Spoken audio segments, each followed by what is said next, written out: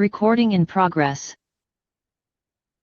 Good afternoon, everyone. I am C. Ankit Sharma, your income tax faculty for today's session. Today, we will be discussing provision regarding basic concept of income tax. Let me tell you, income tax is a very interesting subject. It's a very, very interesting subject and it affects our daily life also. But before talking about the income tax, let me welcome all of you in this journey of our to becoming a chartered accountant. From students, then to be a chartered accountant, we all are with you in this beautiful journey of your life. I would like to thank ICAI, BOS, directors, coordinators, all technicians who is really working very hard to providing these classes to you. And that is free of cost, of course. So our institute is the only institute who is actually providing these kind of classes to all the students, that is free of cost with all notes, etc. So you only see the face of a faculty when we teach you, but technically there is a full team who is actually working behind this thing to make it possible for you, providing the best faculty to you to complete your goal of life, the journey of your life, the aim of your life, right? So we will be together in this journey of your life. So you should also thank to the BOS, ICI because they are actually working very hard, right? So today we will be discussing the chapter that is basic concept of income tax. Before that, let me tell you, I will discuss initially the subject, the introduction part of income tax. I have already uploaded the notes also. But before starting the class, it's my nature that first of all, we take a thought for the day. So before starting the class, here is the thought for the day for all of you. And you can see the best way.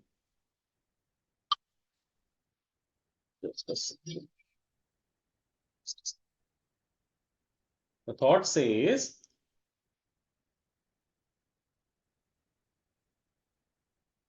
okay,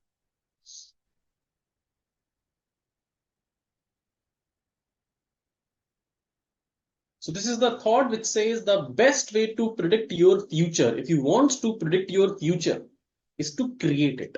How beautifully it has been said by Abraham Lincoln. He said the best way to predict your future is to create it. So you are the creator of your future. You can be what you want to be. So nobody else is going to help you. You have to struggle. You have to do your hard work to be someone what you exactly want to be. So if there's someone who's going to predict about your future, that's not possible. You are the only one in this world who can predict your future by creating it. So always remember this quotes, and these are not just only the quotes. These are the realities, what I have just shared with you. So before every class, I will share a beautiful quote for the day. And after the break, after the break, when we'll take a break around about 4 o'clock, after that break, there will be a small story for you also in every class. That is a motivational story for all of you. So that will make your interest into this class. Okay. So let me share you about the paper first. So our income tax law Act 1961. What we will be discussing in our class. Okay. So our subject is tax law, which contain 50% of income tax part and 50% the GST part. You can also send me your queries. If you want to ask anything, you can send me your queries on the portal so I can solve those queries also. And out of this 50%, this 100 marks paper having two parts, that is income tax 50%, that means 50 marks, and 50 marks belongs to GST.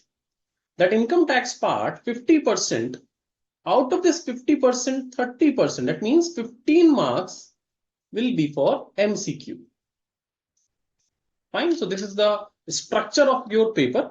Out of this 100-mark paper, 50%, that means 50 marks belongs to income tax part, and the balance 50 marks belongs to GST part. Out of those 50 marks paper of income tax, 30%, that means 15 marks will be in the form of MCQs. Other will be in the form of course, subjective questions. One by one, we will discuss each and everything. Before starting the class, there are some guidelines. I suggest you please follow these guidelines for the better result of these virtual classes. The first one is notes are based on study material issued by ICAI. I have already uploaded the notes on the portal. You can go there and download it. And all notes has been based on the study material which is issued by Institute of Chartered Accountants of India. We are discussing provisions for assessment year 25-26. So this is the classes for May 2025. So for that, assessment year 25-26 is applicable. AY stands for assessment year. What is assessment year? We will discuss in the basic concept chapter. For now, you just understand that the provision what we are discussing is for assessment year 25-26. So do not confuse. Do not bother. What is this assessment year? I will tell you each and everything. Just stay with me. I will explain each and everything. Okay. We will enjoy this journey. Okay. Third guideline or suggestion for you. All queries will be taken after 30 to 40 minutes of lecture.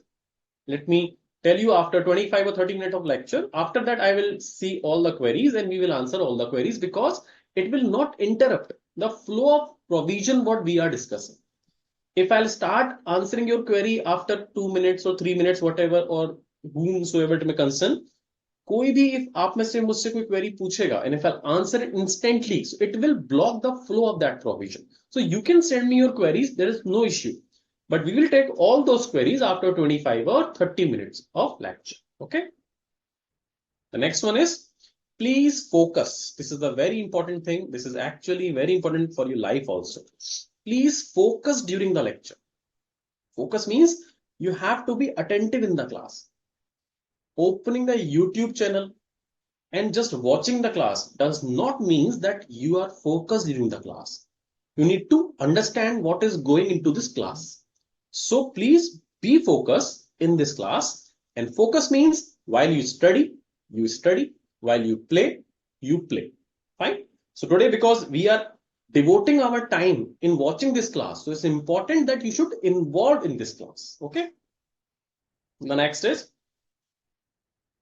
suffering from little cold. So next is please try to take live lectures. Like students, remember these classes are on YouTube platform available. Of course, you can watch it later also. And might be some of your friends might be saying, okay, we will watch it later, but that will not give you the best result because during the class, you can ask your query and we will answer your queries. But if you are watching a video, recorded video, so it won't be possible for you to ask your queries during that video. Okay. So try to take live lectures if possible. But if there is a genuine problem, if there's an issue that you cannot take it live, then you can also watch it later also. Sixth is, of course, kindly download notes before lecture for better understanding. I have uploaded the notes already, so you can go on the BOS portal and you can download the notes from there. And 7, we will take a MCQ test, of course, at the end of each lecture. So whatever I will going to teach you in this class, I will take a MCQ test either at the end of this lecture or in the starting of our next class. Okay. So let's get started. One more thing. अगर आप में से कोई भी student Hindi में अपनी query पूछना चाहता है तो वो हिंदी में अपनी क्वेरी पूछ सकता है. आप टाइप कीजिएगा हिंदी में. I will answer that query in Hindi. Everything else will be in English also because this is our medium of classes. Back onto the notes, back onto the income tax. Let me tell you, chapter number 1 consists 3 topics. Chapter number 1 consists 3 topics in which we will discuss about the introduction part of income tax. That means how income tax came into force, when income tax came into force, why income tax came into force. Introduction consists definitions also, basic concept also. So we can say this part is mostly theoretical. Clear? The second part of basic concept consists of numerical provision, which is regarding rates of tax. If you will download the notes, you will see I have separated all these three parts. Introduction part notes are separate. After that, rates of taxes notes are there. And then the third is, that is agricultural income concept.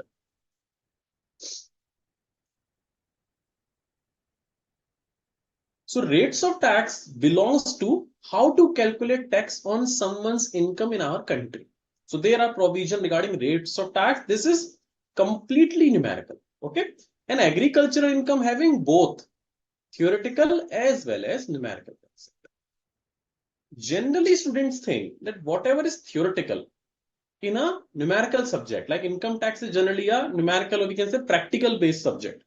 So student generally thinks that the theoretical parts are not important under these kind of subject like accounts, like income tax, etc. But please don't think like this. Do not underestimate the power of a theoretical topic. As do not underestimate the power of a common man, same exactly. Do not underestimate the power of theoretical provision, because these are the foundation of every numerical provision or every practical provision. If you would not know the theoretical concept of income, the theoretical concept, the definitions, you would not be able to solve the practical problem easily, because everything is based on the theoretical concept. Upon those only we will be able to solve the numerical or practical problem also. So we will discuss the introduction part, which will consist the definitions, the concept, the evolution of income tax, etc., etc. Then we will move on to rates of taxes, and at the end will be agricultural income. Clear?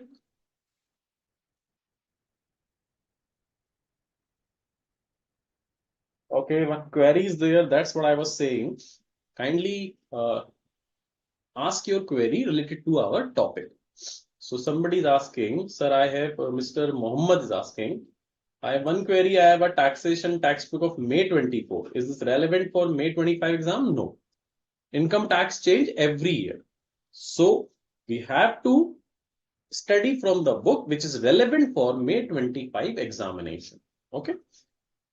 So moving further, let's discuss with the help of notes.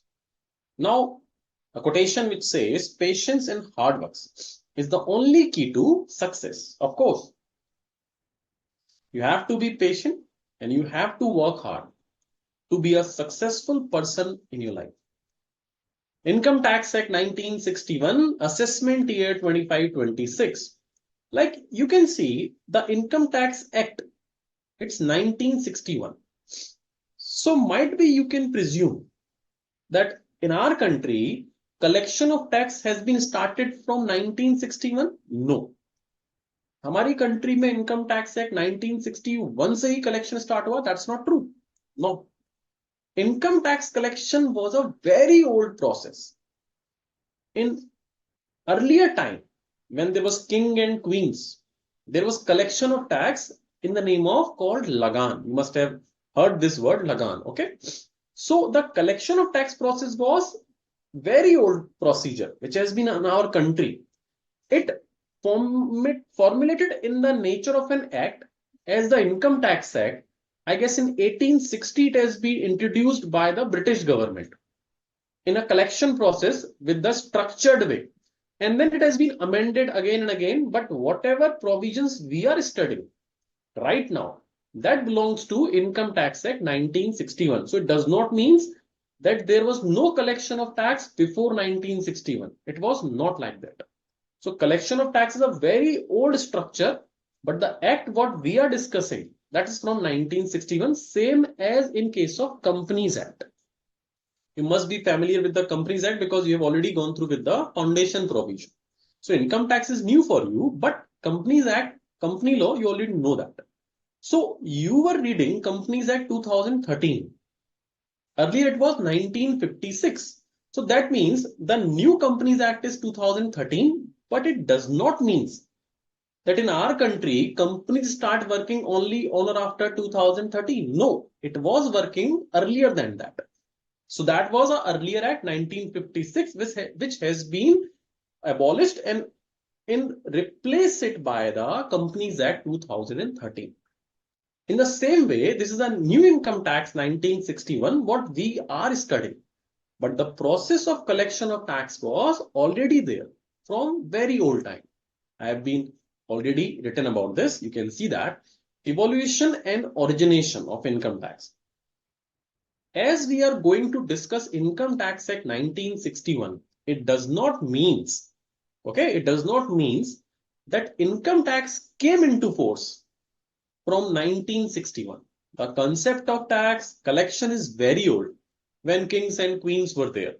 Initially, it was in the nature of lagan, which has been charged by the king of a particular kingdom from its people or public in kind or in the form of money. So earlier it was in the nature of kind, commodities. Earlier when there was no currency, then it has been taken in the form of commodities, what that public or people has been produced in that particular kingdom. After that, when the money has been there, then it has been collected in the nature of money. And that regime means system, that structure, the system, the regime is converted into systematic structure that is called tax nowadays. So tax was earlier also, and now it has been structured in the form of an act with all the provisions, sections, subsection, clauses, notifications, circulars, provisions, explanation, proviso, etc., etc. Okay. What are the difference between section, subsection, proviso, explanation? We will discuss in this chapter. Okay, just stay with me. Enjoy this journey because this is very important. If you do not have interest in the subject or in the course, that will be really difficult for you to understand the provision. In your personal life, you can see that. If you have interest in something, that things feels easy for you. Like if someone of you loves dancing, so he or she might feeling dancing is very easy because you like that. But if someone who does not know dancing because he has no interest in dancing, ask some uncle or auntie who does not know how to dance because they do not have any interest in dance. If you'll ask them, they will say dancing is the most difficult thing in this world just because they do not have interest. So if your parents ask you, let's go to the party, let's go outside and we will have some party and we will go roaming on vacation. So that in that situation, because you are interested in that party, so you won't feel that you are tired, etc. Even if you are tired, you will be very, very interested to go in that party, even if you are very tired. But even if you are not tired and your parents ask, let's go to the satsang, let's go to some temple because you are not interested in that activity. So you might feel, no, I will not, I am very tired, etc. It's just the difference of interest. So create the interest in the subject. The time you will create interest in your subject, you will feel that subject is easy. Let me tell you a very practical thing. We all have some subject in our 11th or 12th or in our schooling, which we don't like. And I can assure you, those subjects you don't like, you find them very difficult. And those subjects you have interest, like maths, if you are having interest in maths, you will feel maths is very easy. Even if you're interested in science or commerce or language, English or anything, if you have interest in any subject, you must have feel that that subject is very easy. And opposite and vice versa, if you do not have any interest in that subject. So it's a human nature. So you have to create interest this subject in this course, which is CA. Now the problem is how we create interest in the subject. Do not worry, I will explain. I will tell you how you can create the interest in any subject or in this course. So that would help you to study and you will feel that all subjects are very easy. I have a trick for that. I will explain that later. So moving on further, what we are going to cover in this chapter, as we discussed, this chapter has been divided into three major topics. First one is introduction part, then the numerical part of rate of taxes, and then agriculture income. So these are the sub part of those basic separate part of discussion what we have discussed in the starting of the class.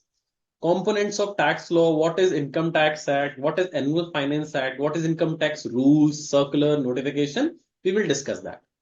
Steps for computation of total income tax liability, definition, basis of charge and rate of tax. So we will discuss each and everything one by one. So this is the technically the summary of this chapter, what we are going to discuss one by one in this class. Okay. So a lot of chats are there. Let me see what you are asking. Okay, so it's good afternoon. Uday, good afternoon. Andit, good afternoon. Mosam, Ruchika, Zakir, everyone. Very, very good afternoon. Okay, more good afternoon. Hima, Bhumika, everyone. Very, very good afternoon to all of you. I welcome you again.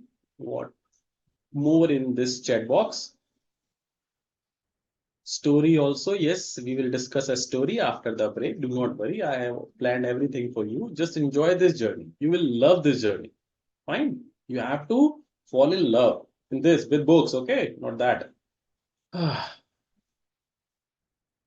Nitish is saying, sir, ये बहुत अच्छा लगा मुझे कि आप class को एक अच्छे कोट के साथ शुरू करेंगे. Of course, every class going to be started with a excellent quotation, and those are not quotation. These are not just saying. These are the reality. You have to follow it because I have followed it when I was in this journey of becoming a chartered accountant. I was a student. I always read these kind of quotations. It gets motivated you. Okay. Sir. Yes. Sir, clarification. For May 25 CA intermediate examination, we have to follow assessment year 25-26, sir. Yes, assessment year 25-26. Okay, thank you, sir.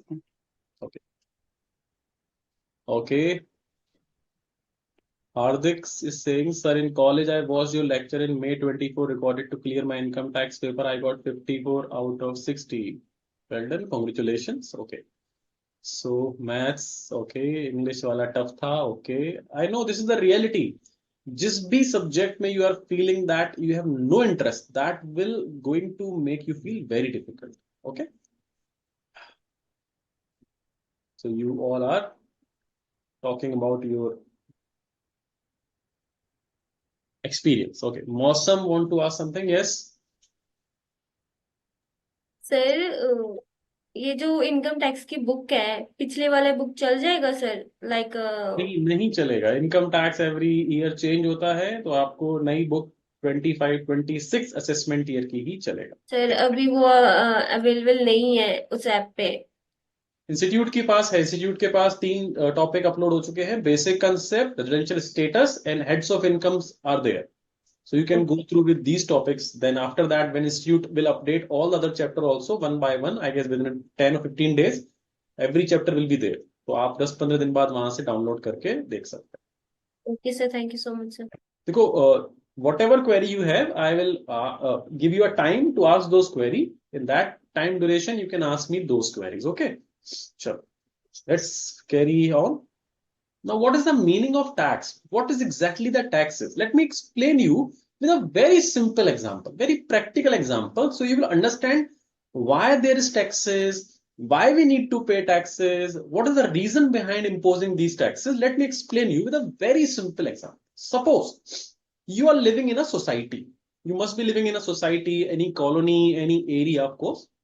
And in that colony, area or society, there might be charges, a society charge or maintenance charge per month. Suppose you are paying 2,000 rupees per month for society charges.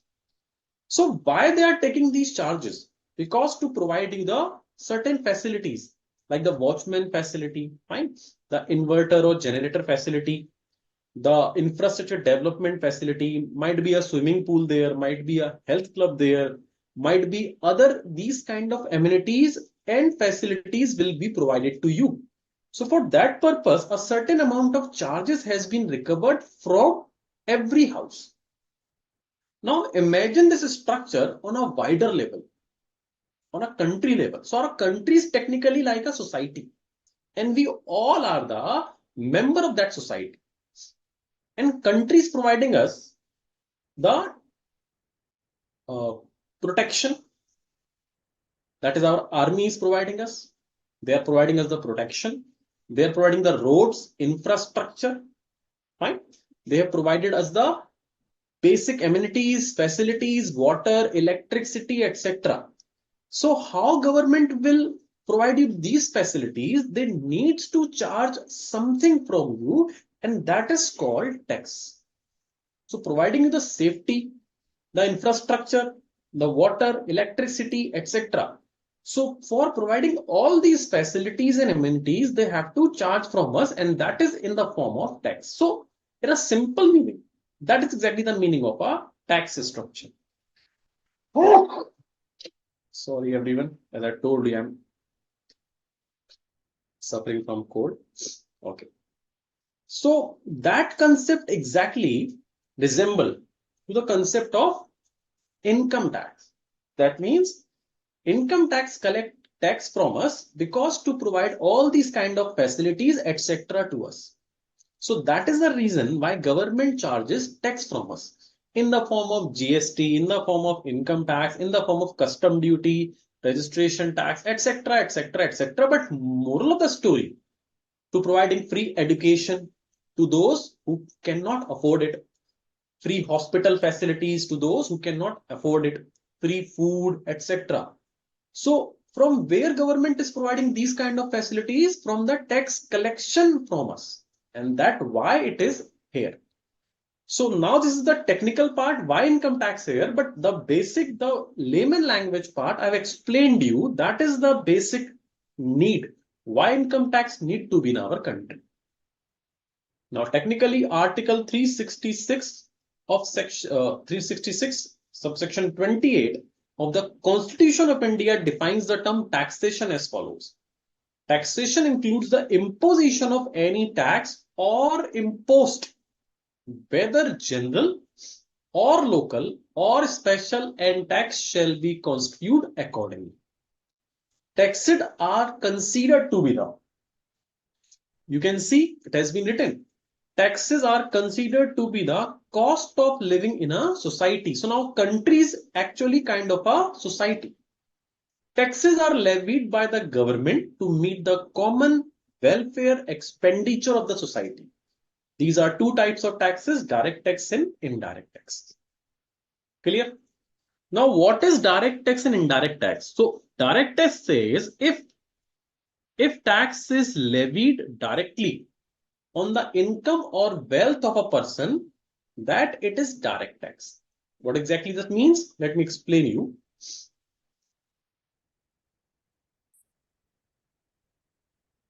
Suppose Mr. A earn salary of 20 lakh rupees in a year. So income tax says if there is any income, you have to pay tax on it. So Mr. A earned this income. So who needs to pay tax on this? That will be Mr. A. So direct tax concept says that the person who earned that income needs to pay the tax. So the person who earn needs to pay as well as deposit the tax. Both activities need to be done by that person. So Mr. A earned that income, so he needs to pay. Pay means he needs to bear that. The burden of paying taxes upon Mr. A, and the deposit responsibility also upon the Mr. A. So both responsibility to deposit that tax or to bear that tax is upon the same person. Same person. Person does not change. Same person. So Mr. A needs to bear that tax and Mr. A needs to deposit that tax to the department. So that is called direct tax because it has been directly imposed upon the person who earned that income. Now, indirect tax is something different. Like GST, custom duty, etc. Indirect tax has some different concept. It says, suppose there is Mr. B. He buys a chocolate from a shopkeeper. There's a shop. He buys a chocolate of 100 rupees. Upon this 100 rupees, there is GST also, suppose 28 rupees. So Mr. B needs to pay 128 rupees to the shopkeeper. That is its MRP. So whatever you students bought from the market, you have to pay MRP. MRP is inclusive of all taxes. So you are going to pay 128 rupees to the shopkeeper. Now out of this 128 rupees, the shopkeeper will keep 100 rupees with himself and he will deposit 28 rupees GST to the department or to the government. Now you can see in this example, in case of indirect taxes, the things have been changed. How it has been changed? Because in this situation, this 28 rupees, can you tell me who bear this tax? From whom pocket this amount has been paid? By Mr. B. B is the one from whom pocket this amount has been used, or he is the one who technically bear this tax. And who is going to deposit that tax to the government? Is it Mr. B or the shopkeeper? The answer is shopkeeper is going to deposit this tax to the government. So now you can see in indirect tax, is the name suggests indirect. The person who bear that is different from the person who deposit it. So technically this tax has been indirectly collected from Mr. B, which has been deposited by the shopkeeper. So this is the universal rule generally, that in case of direct tax, the person who earn, bear and deposit is same. And in case of indirect tax, in general cases, the person who bear and deposit is different. So that's why we called it indirect tax, because it is indirectly imposed, or it's going to be. The burden of tax is always going to be upon the customer. So whenever you buy anything, technically you are the one who bear the tax, but the shopkeeper is going to deposit it further. Why, how it happened, that you is going to read in detail under GST provisions. Okay. So moving on to the notes. This is types of taxes. Direct. It is levied directly on the income or wealth of a person. Then it is a direct tax. The person who pays the tax to the government cannot recover it from somebody else. You are the one, you have to pay tax. You cannot collect that tax from anyone else. Mr. A needs to bear that tax and Mr. A needs to pay that tax. The burden of a direct tax cannot be shifted. You cannot shift the burden of direct taxes. Clear? For example, the income tax is the example of direct taxes, as well as the black money and imposition of tax act 2015. That is also an example of the direct tax. Next is indirect tax. Sorry again. If tax is levied on the price of a goods or service, then it is indirect tax. That is goods and service tax or custom duty. In the case of indirect tax, you can see the person paying the tax. That means who is actually paying the tax on the incidence to other person. That person passed the incidence to other person. So other person is whose? Customer is the other person. That was Mr. B in our example. And the shopkeeper was the person who technically passes the tax from that, who collect the tax from the customer and deposit that tax to the government department. Okay. Even if I have taken medicine, still that the cold is severe. So that is the types of taxes. Now, Constitution of India, that is originator of Income Tax Act. So where Income Tax Act has been originated, it has been originated from the Constitution of India. Why taxes are levied? So why are taxes levied? The reason for levy of taxes, as we discussed earlier, because country is like a society. So to provide its people facilities, safety, infrastructure, etc., government collect the taxes. The reason for levy of tax is that they constitute the basic source of revenue to the government. Revenue so raised is utilized for meeting the expenses of government like defense, provisions for education, healthcare, infrastructure, etc., etc. Background: income tax is the most significant direct tax. Entry number 82 of the Union List, that is list 1 in the 7th schedule to article. Just a second.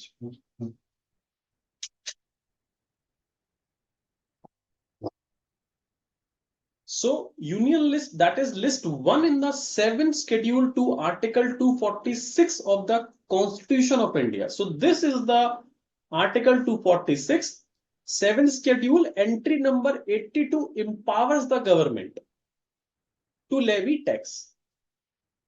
Constitution of India has given the power to the Parliament. Parliament means central government, to make laws on taxes on income other than agricultural income. Now, this is very interesting. The power to impose tax on any income in our country is with the Parliament. That means with central government. But power to impose tax on income other than agricultural income, only that power is with central government. So who has the power to impose tax on agricultural income? That is with the state government. So power to impose tax on any income like business income, salary income, interest income, or whatever income it is, it has been delegated to the central government. But only the power to impose tax on agricultural activities or agricultural income is delegated to the state government. So state government will decide that they will going to charge income tax on agricultural income or not. The power to impose tax on agricultural income is delegated to the state government. Income tax came into force from 1st day of April 1962. So the act name is Income Tax Act 1961, but it has been imposed from 1st day of April 1962 and applicable whole of India having with same provision. Power to levy taxes. The Constitution of India in Article 265 lays down that no tax shall be levied or collected except by authority of law. Taxes can be imposed only when you have authority to impose that tax. Accordingly, for levy of any tax, a law needs to be framed by the government. So income tax has been manufactured or has been empowered or has been created. Now, 7th schedule. Now we have 3 lists under this constitution. First one is Union List. This is important for your examination. Everything is important for your examination. When I say this is important, that does not mean other things are unimportant. When I say it is important, that means it is more important. But everything is important. You have to learn each and everything. Do not go for selected studies. It's a request.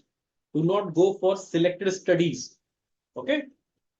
So we have 3 lists in which certain powers has been delegated to the central government, certain powers has been delegated to the state government, and some powers has been delegated to both state as well as central government. In that, first is Union List. Parliament has the exclusive power to make laws on the matters contained in Union List.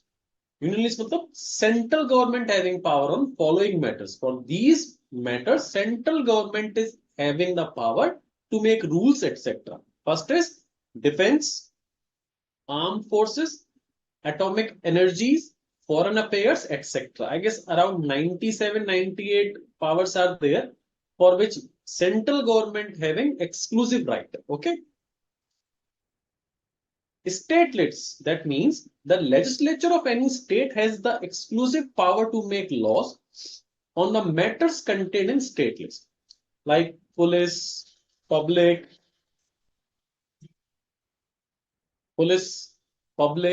health, local libraries, museum, taxes on agricultural income. So as I have told you that taxes on agricultural income power is with the state government, exactly that has been prescribed over here. Okay.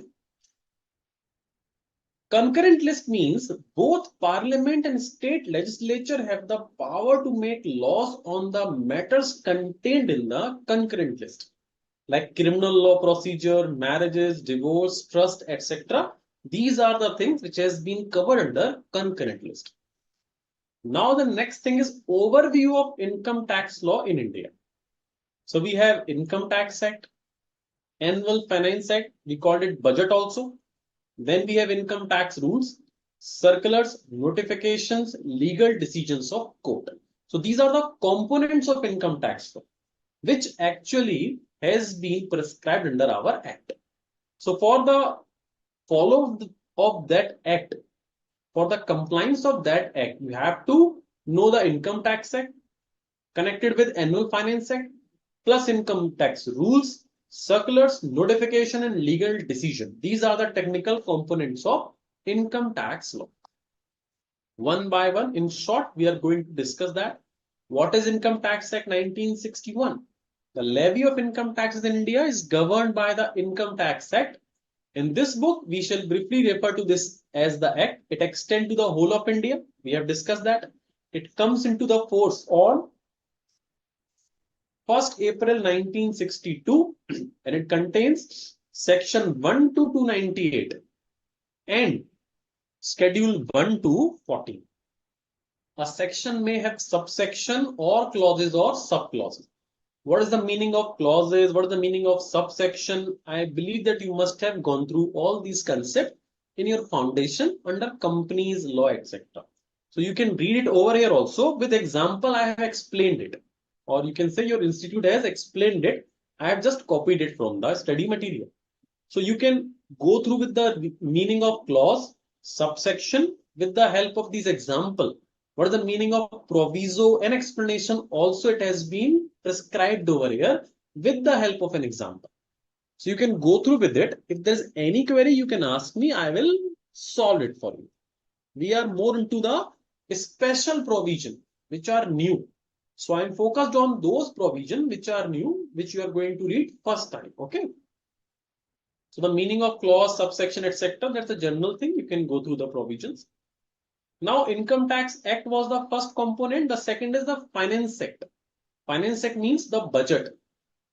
Every year, the Finance Minister of the Government of India introduced the Finance Bill in the Parliament budget session. When the finance bill, after this topic, Finance Act, I will take your queries. You can ask your queries. When I will ask you to ask, you can ask, or you can write me also on the BOS portal or in chat box, or you can ask me verbally also. After this Finance Act concept, we will take the queries. So every year, the Finance Minister of the Government of India introduced the Finance Bill in the Parliament budget session. As you must have seen, our Finance Minister, Nirmala Sitharamanji, she presented the budget earlier. When the finance bill is passed by both the House of the Parliament and gets the assent of the President, it becomes the Finance Act. Amendments are made every year to the Income Tax Act 1961. That's why we need new books every year for the Income Tax Act.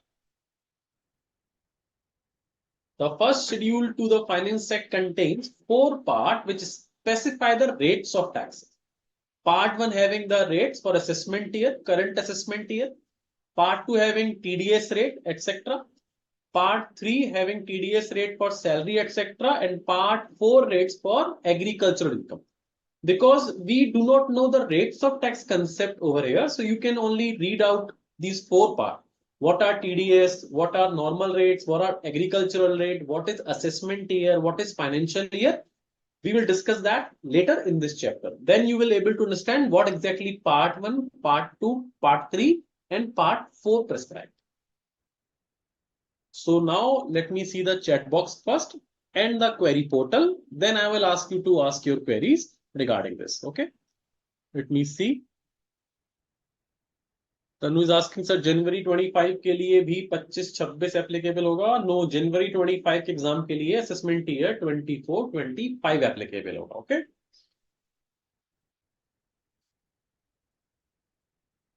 Aditi is asking what about those who earn but not pay tax? If income tax find them that you are not paying, then they have to pay tax at the rate of 78% with penalties and interest also. So if somebody is not paying it, so it's just a God grace that he is not, income tax does not find him.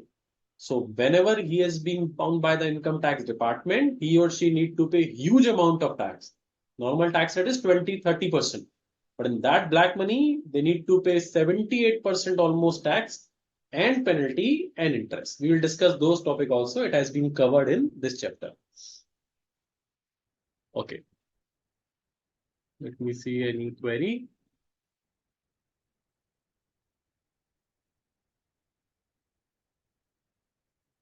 Shibu is saying means indirect tax burden cannot be shifted, but in indirect tax burden of tax can be shifted. Yes.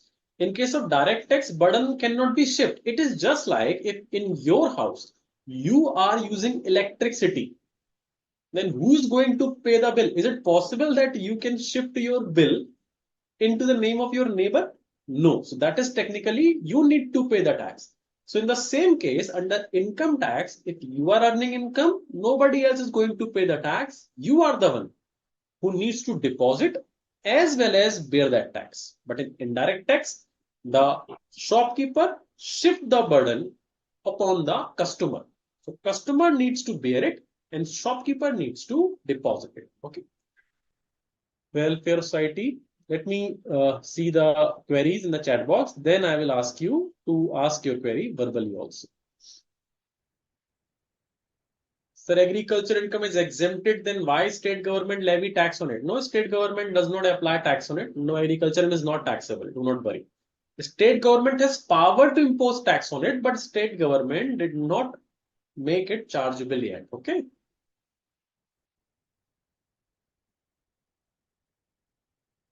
Okay.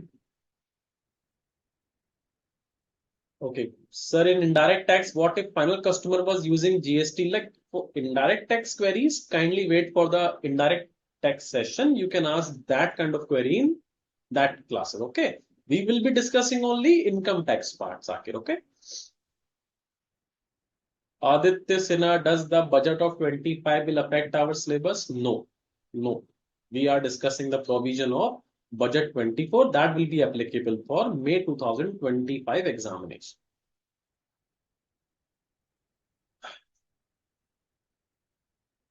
Kindly ask your query a little bit topic. Do not ask these kind of query, which book should I bought, when the assessment year will be applicable, I enrolled in the examination, what attempt I need to be given. This is not kind of query we are supposed to ask. Okay. Just ask the query, the provision we are discussing. Okay. Next, let me see the. So now anyone have any query? You can ask me verbally if you want. Then we will go further. Sir, the amount of income to be determined for taxing, whether it is to be only legal income or illegal income also is taxable under income tax, sir.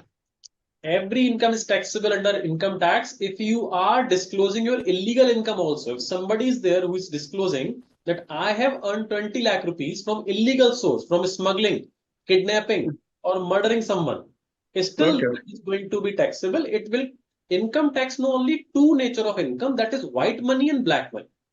It does not differentiate between legal or illegal. So if you have illegal income and you are ready to pay tax on it, it will become your white money. And if you have legal income, but you did not pay tax on it, it will be your black money. So there is no differentiation between legal and illegal. It will be discussed in concept of income definition. Okay, okay, sir. Anyone else?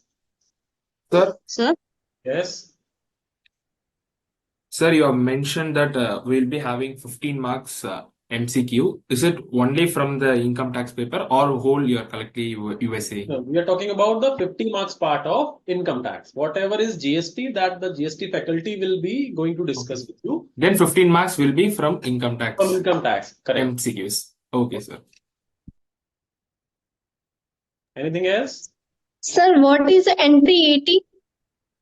Entry 80 is like the section, like we have section in our act, as in the same case, the entry belongs to the constitution. So it's a kind of a chapter, you can say. Under entry number 80 or 82, the constitution refers its power. So it's a thing which has been mentioned in the form of entry, like subheadings, like heading. In that means constitution entry number 82. Like we have books, in books we have like index number 1, index number 2. But under constitution, there is entry number 80 or 82, which impose the income tax in India. Sir इसे remember याद रखना जरूरी है क्या? Exam में MCQ में आया तो याद रखना जरूरी है. Yes sir. बट ऐसे बहुत कम प्रोविजंस हैं जिनको इस तरह से, थोड़े से ही हैं बेसिक कंसेप्ट में. तो इट्स बेटर कि अगर आप लर्न कर सकते हो तो अच्छा है. उसका भी एक तरीका है. We have a trick. With the help of that trick, you can learn all section, all subsection kind of thing. I will discuss that trick later in the class. Okay, sir. Okay. Anyone else? Sir, Sir, Yeah. hello, hello, sir. Sir, I am hello, audible. sir. Yeah, Vinita, you want to ask something? Yes, sir. Yes. Sir, tax on undisclosed foreign income and assets, sir. Give us with, for example, with explain. We have the separate topic for that in our basic concept chapter. Just have patience. We will discuss this in this class. Yeah, okay, sir. Okay. Next is, Sir, yes. sir, as we know that government collects tax from every people, but usually everyone say it is so high on everything. So are the common people allowed to view that how they are using the tax amount on purposes? Sorry, please pardon your question. What you were asking? Pardon, please. दोबारा पूछो. Your voice was breaking. What exactly you asked? Hello, Mosam, you were asking, na? can you hear me, sir? Yes, I can hear you now. Now ask. Hello.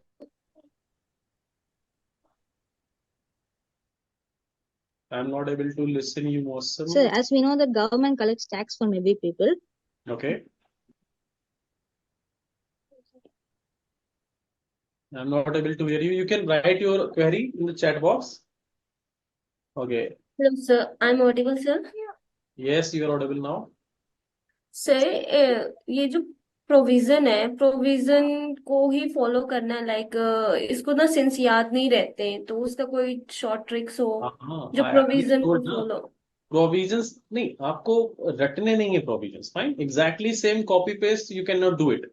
You have to understand the concept and you can write that concept in the answer. In the way that the meaning of that concept, the answer should not be changed. Exactly same language is not possible to be learned word by word. So you have to understand the concept and you have to write it in the manner that the meaning should not be changed. Okay sir.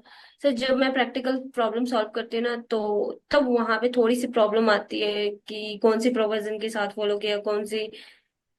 तो वहां पे थोड़ी सी अभी जब मैं practicals कराऊंगा ना, सारे इलस्ट्रेशन करेंगे, हम सारे टेस्ट नॉलेज क्वेश्चंस करेंगे और एमसीक्यू भी करेंगे. All problem will be solved. I will tell you how to recall the provision, how to implement the provision. Do not worry. Okay. Okay sir. Thank you so much sir. sir. Yes. So, sir, my question is, as we know that government collect tax from every people, but usually every middle class people say that it is so high on everything. So, thus a common man can able to know that how government uses the tax on specified purposes. So the problem is this, na? We are reading the law. We have to follow the law. We cannot question the law. The problem is that. So why government is charging tax on us, but government is not charging tax on agricultural income? There is some reason. There is some separate reason. We cannot discuss that region because that is not part of our syllabus. So we have the answer of every why, but in the syllabus we cannot discuss the provision why it is so and where the government is applying the amount. Common person cannot be known, but on the government sites, by filing an RTI, if you want to know that where is the tax amount has been used, you can ask to the government. But this is not the question for our topic. We are just following the rules. We are just trying to learn the provision and to understand what is the provision. Why is the provision? That is something we cannot discuss in this platform. Thank you, sir. Okay, moving further. Okay, so we have discussed Income Tax Act. We have discussed the Finance Act. Now the third component is Income Tax Rules 1962. The administration of direct tax is looked after by the Central Board of Direct Tax, CBDT. That is the high authority of our income tax department, CBDT. The CBDT is empowered to make rules for carrying out the purpose of the act. For the proper administration of the Income Tax Act 1961, the CBDT frames rules from time to time. These rules are collectively called the Income Tax Rules 1962. So we have Income Tax Act 1961 and we have Income Tax Rule 1962. So Income Tax Rule has been framed to explain the act. The procedure, etc. has been prescribed under the rules. Then we have then we have circulars and notification. So circulars are issued by the CBDT from time to time to deal with the certain specific problems and to clarify doubts regarding the scope and meaning of certain provision of that. Circulars are issued for the guidance of the officer and or assessee. The department is bound. The department is bound by the circulars, while such circulars are not binding. It's very important line. Mark these lines. I am marking for you, of course, that the circulars are bound by the circular. Department is bound by the circular, but the assessee is not binding. So department officer needs to follow the circular, but assessee is not need to follow the circulars. Assessee can. Assessee means we. So the assessee can follow only those circulars which is for his benefit. So he has the option to follow the circular or not. In notifications case, notifications are issued by the central government to give effect to the provision of the act. The CBDT is also empowered to make and amend rules for the purpose of the act by issue of notification which are binding. Now you can see notifications are binding upon both department and assessee both, and circulars are only bound upon the department, but it's not binding upon the assessee. So they both are for clarification, etc. For general clarifications, there are circulars and notification issued by the CBDT and the government to give effect the provision of the act. So who is going to issue the notification? The central government is going to issue the notification to give effect the provision of the act. The CBDT can also issue the notification. Circulars issued by the CBDT generally does not issued by the government. Okay. Now we have case law. The final component of the Income Tax Act is case law, and it says case law refers to the decision given by the courts. So there are some issue which is not being resolved by the notifications are silent, circulars are not clear, sections are doubtful. In that case, we can go into the court and we can ask our queries. And the court, the decision of court will prevail. That the apex court, that means Supreme Court. So if there is any case law on any income tax matter, so we have to go through that case law also to understand the final implication. The study of case law is an important and unavoidable part of study of income tax law.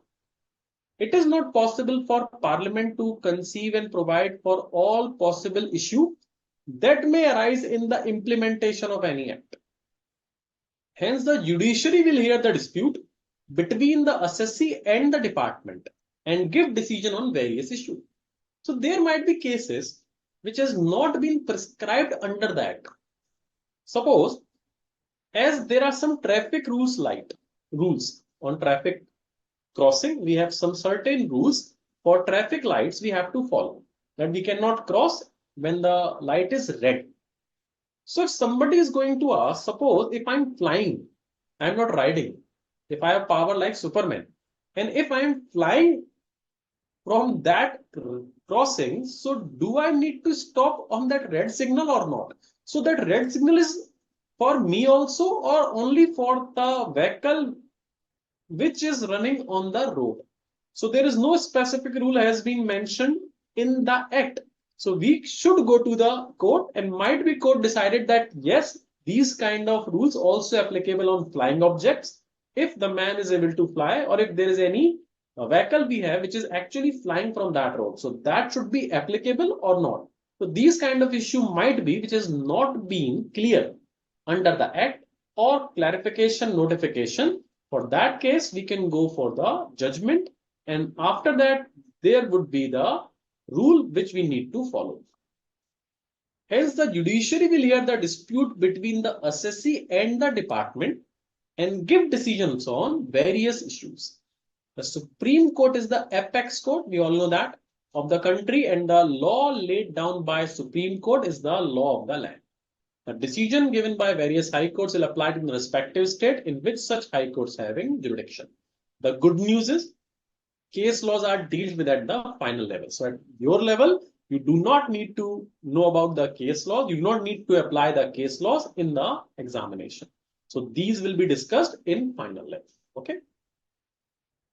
Now charge of income tax. So now we can do one thing. We can go for a short break, and then we will resume. Then we'll start with a short story, and then we'll further move on to the charge of income tax provision. So, Mr. Bhargav, can we go for a small break?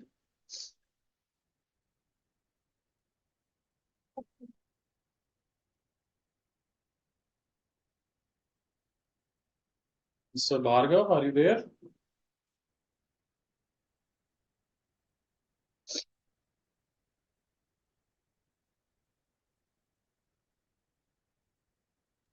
Sir, break for how much time? 10 minutes. Okay, sir.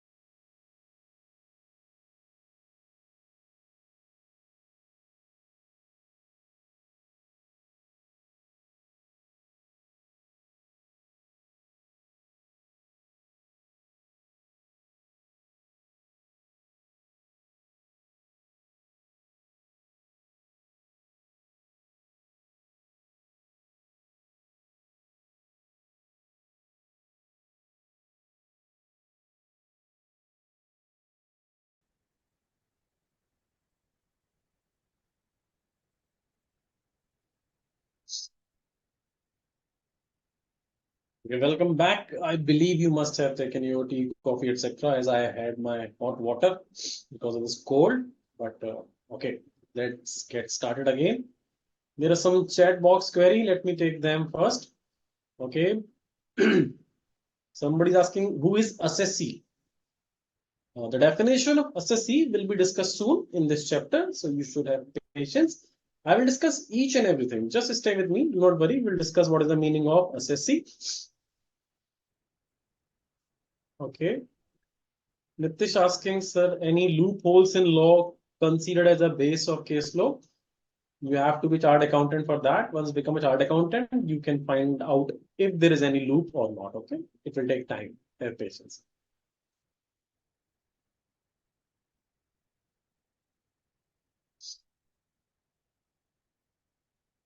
Next is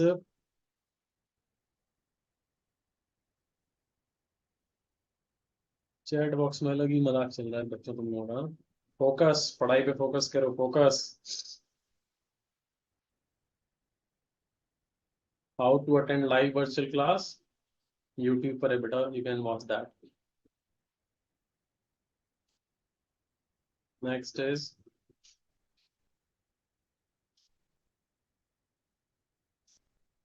look, there is multiple queries which have already discussed by me in the class, like about the notes, which attempt will be applicable. That's why I was saying, attend the full class and we discuss each and everything in the class.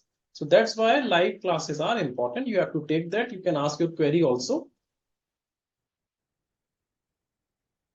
Imposed mean impose karna, apply karna, correct.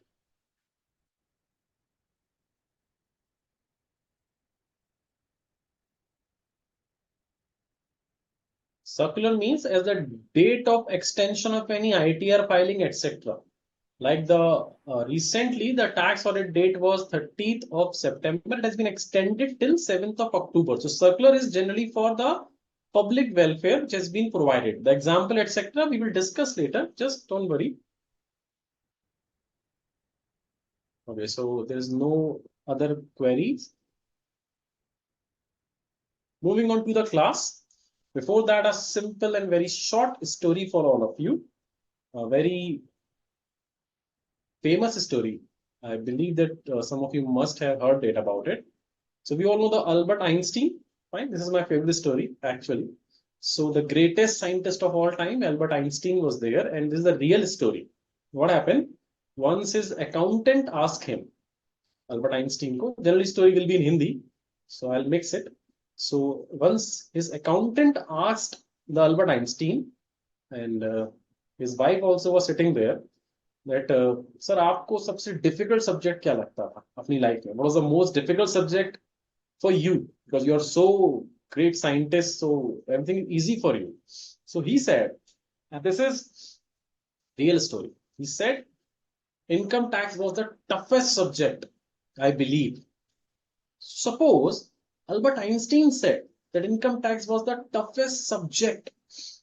So what provisions we can understand, like we discussed the income tax till now, last 1.5 hours, and I believe most of you must have understood the provision, etc. But we were discussing, and I am the teacher of income tax. I have been in teaching since 2004. So more than almost 20 years is there. So for 16, 17 years, I have taken the live classes, and then from 2021 associated with the BOS, right? After COVID. So like I'm the teacher of income tax, and Albert Einstein was not able to understand the income tax, and I am able to understand the income tax, and I am actually teaching it also. So does it means that I am more intelligent than Albert Einstein? Even if you all are more intelligent than him? No, don't even think about it. It's not possible.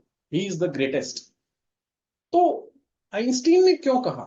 उनके हिसाब से why income tax was difficult, you know, because उनको income tax में कोई interest नहीं था. He was more interested in inventions, science, etc. What he loves actually. So because income tax में उनको कोई इंटरेस्ट नहीं था, इसीलिए उन्हें इनकम टैक्स सबसे डिफिकल्ट लगा. नॉट बिकॉज उन्हें समझ नहीं आता होगा, बिकॉज ये पॉसिबल ही नहीं. सो इनकम टैक्स उन्हें सबसे ज्यादा डिफिकल्ट लगा बिकॉज उनका उसमें इंटरेस्ट नहीं था. और मुझे क्यों इजी लगता है? बिकॉज मेरा उसमें इंटरेस्ट है. आप लोगों को भी क्यों इजी लगेगा? जब आपका किसी भी सब्जेक्ट में इंटरेस्ट डेवलप हो. तो that was the reason when Einstein said that income tax is the most difficult subject. That does not mean the subject was difficult. The person is not interested in that subject. That's why he felt that income tax is the most difficult subject.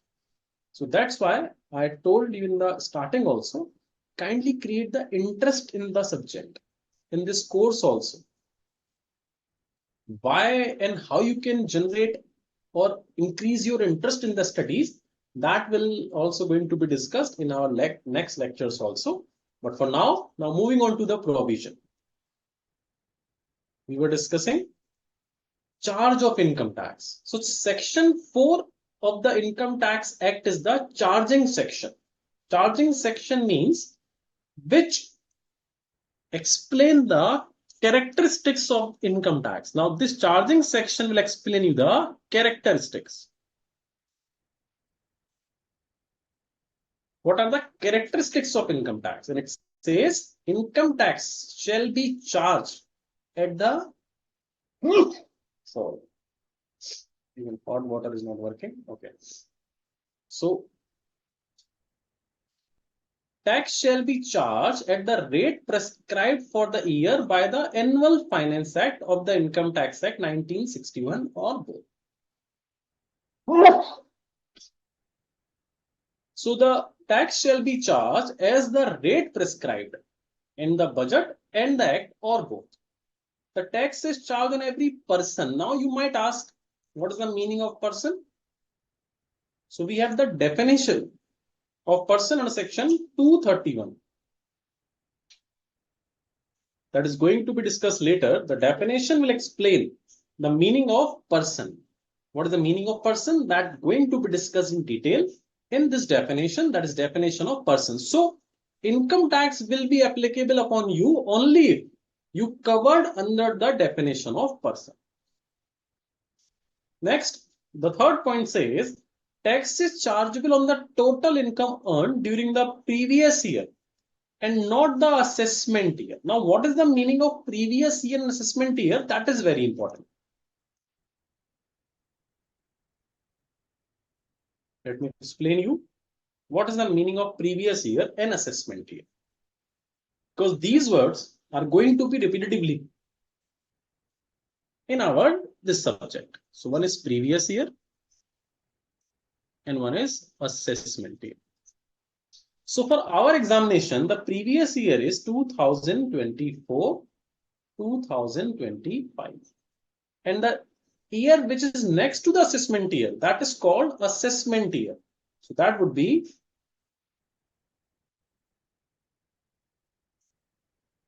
now what is previous year? Previous year means the time duration which is started from 1st April 2024 and ending on 31st March 2025. An assessment year will be start after this, the period of 12 months after the previous year. So that will start from 1st April 2005 and it will end on 31st March 2026. But what is exactly the meaning of previous year and assessment year? Now listen carefully. Income tax says whatever income you will earn in this duration from 1st April 2024 till 31st March of 25, whatever income you will earn between this time duration, we won't impose tax on that income during this time duration. We will not come to collect tax on this income during this duration. Whatever income you will earn during this duration, the tax need to be paid in next year. So that year will be called assessment year. The name is assessment. So whatever income you earn, you can earn and you can declare your income and the tax upon that income in the next year, and that next year is called assessment year. Suppose you earn 1 crore rupees income over here. So department will not come to you and do not ask tax upon it. In the next year, you will come and declare your income yourself and you will pay tax upon that income, and that year will be called the assessment year. So we can say that previous year meaning the earning year. The year in which you earn that income. And assessment year meaning the taxing year in which you pay the tax on that income. That is called assessment year. In the same way, if I'll ask you that if somebody has earned 1 crore rupees in 2024-25, so what is the previous year of this 1 crore rupees? That will be called 24-25. And what is the assessment year of this? That will be 25-26. Now that person earned 1.20 crore rupees in year 25-26.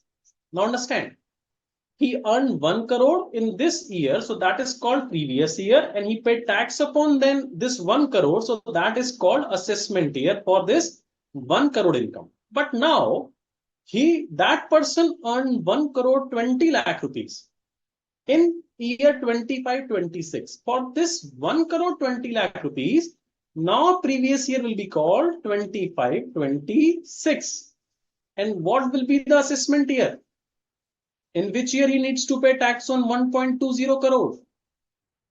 That will be next year. So that will be called assessment year will be 26-27. So it's a process which goes on. The year in which you earn income, that is called your previous year, and the next year in which you need to pay tax upon it, that's called assessment year.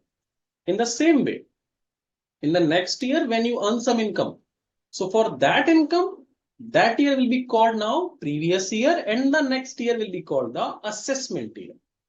In the same way, suppose in 2024-25, this year also would have been assessment year for which income? Year 24-25 would have been, of course, it will be a assessment year for which year income? Of course, for the previous year 23-24 income. So whatever income you have earned in 23-24, you must have paid tax of that income in 24-25. So 24-25 is the assessment year for its preceding year. 24-25 is the previous year for its earning year, and the next year will be assessment year. So that process goes on like that. So that is called previous year and earning year. So the charging section says whatever you will earn in previous year, you have to pay tax on that in the next year, and that is called the assessment year. Okay. Here are the provision. Point number 3 says about this. Tax is charged on total income. What is the meaning of total income? We have the definition. We will discuss it also. Earned during the previous year. Earned during the previous year. So for our examination, what is previous year? 24-25. And not the assessment year. There are certain exceptions in which income of previous year will be taxed in same year. That we will discuss under section 172, 174. These are later in this chapter. Clear? Tax shall be levied according with the provision, etc., general things. Now we have the process to calculate gross total income and total income. We have the specific process one by one. Let me tell you, these are not the process. Technically, these are the chapter what you are going to read in next sessions. So these are technically the step what we are going to discuss. Technically, these are not steps. These are the future chapter what you are about to go through in the future classes. So the next chapter, the first step generally says determination of residential status. What we are going through? We are going through the process to calculate gross total income and tax upon it.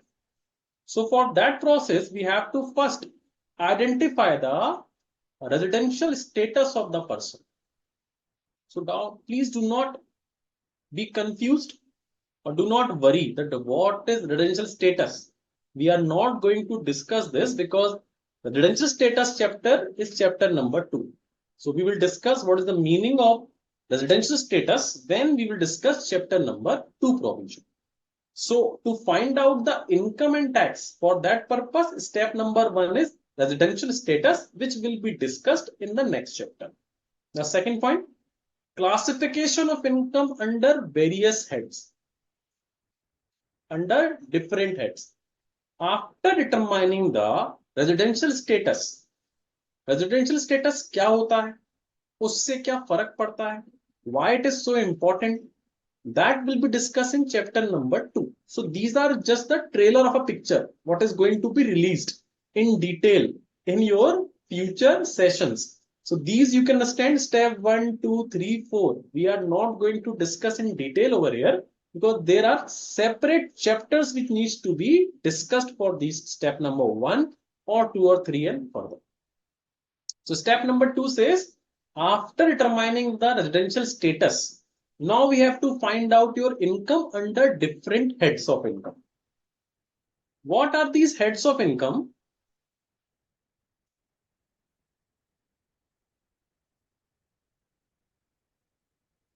Let me tell you in short. Under income tax, income has been divided into 5 categories. These are technically 5 chapters having more than 110 pages, 140 pages, 150 pages. Each chapter is like this. So that is going to be discussed in detail in those chapters. But for the purpose of right now, income has been divided into 5 categories under our country. First is income under the head salary. So if you are doing job somewhere, then whatever amount you are receiving from your employer, that is called salary income. So that will be discussed in salary head. Then second, either it would be a house property income. We have a separate chapter of it. What is house property? That means rent from any building. That is called income from house property. So we have separate chapter for it and we'll discuss what is exactly the house property income, etc. Then we have income under the head capital gain. So if you are having any asset, so profit or loss on sale of any asset will be discussed under capital gain chapter. Then we have business and profession. Income would be business or profession income. In short, we called it PGBP. Profit and gain of business and profession. Excuse me. So whatever income we earn in our country, whether it would be a salary income or house property income or capital gain or business and profession. And if income does not fall in these category,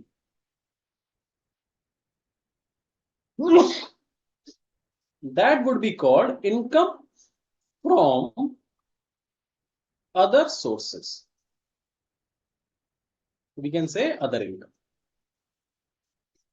So if we have any income, either it would be go under salary head or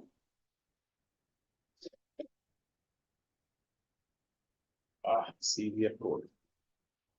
But does not affect. Of course, we have to focus on our target. We have to study. I have to teach.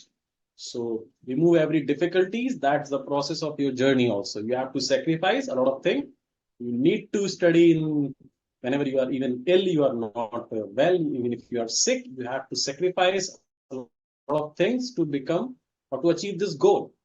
So that's all about the focus means. So either we have income from salary or that would be included under income from house property, or it would be a capital gain income, or it would be a business or profession income. And if an income does not fall into these 4 categories, that will automatically be considered as income from other source, like bank interest income. Bank interest income you earn on your FDRs or saving account. It does not fall under salary, not house property, not capital gain, not business profession. So that will be fall under income from other source, like dividend income,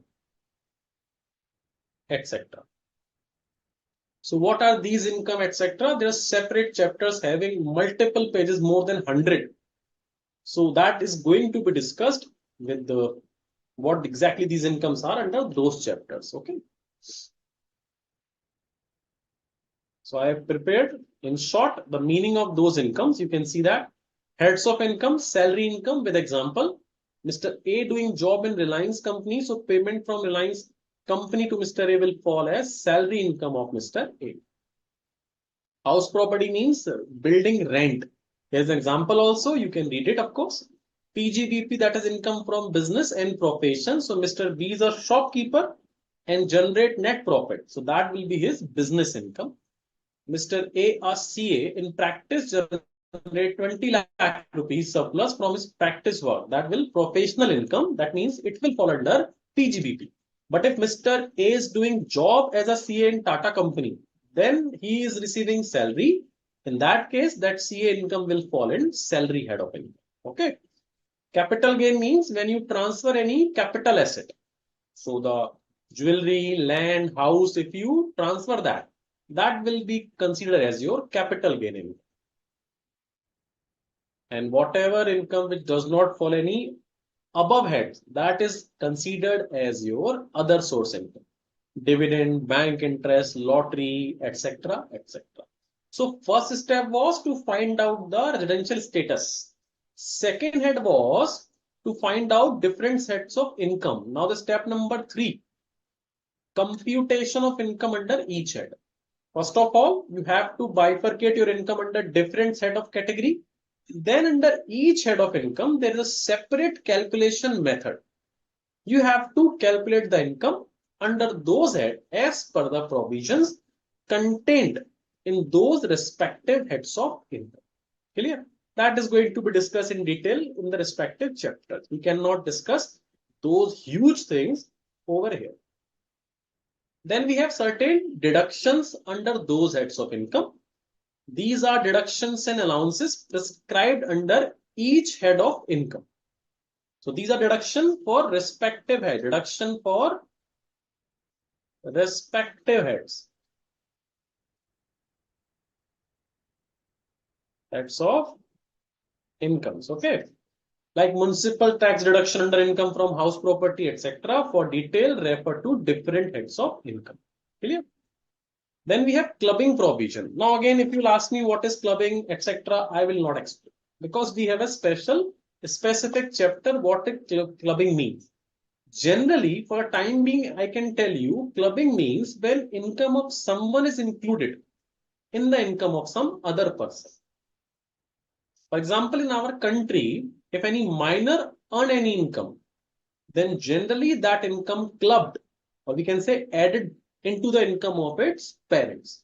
So that is called clubbing of income. Why it happens, how it happens, when it happens, specifically chapter 4 will discuss all these queries.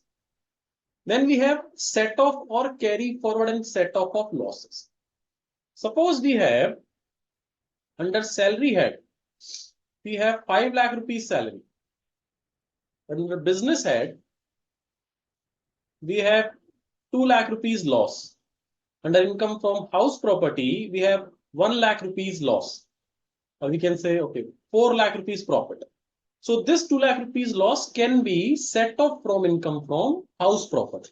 That is called set off of losses. Again, not going to discuss in detail over here because it won't be possible to discuss over here.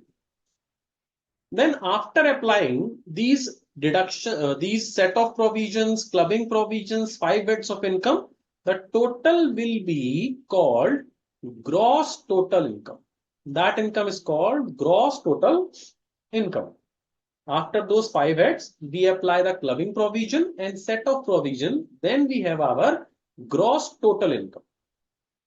Out of this gross total income, there are certain deductions. Above deductions were from respective heads. Those are separate deduction, but there are certain deduction under section 80C to 80U. Those are different deductions.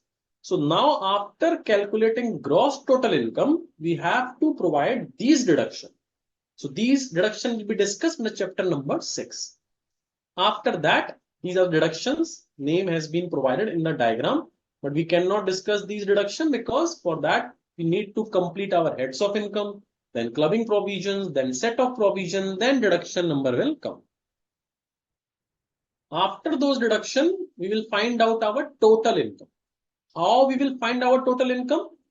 The gross total income in point number 7, deduct deductions.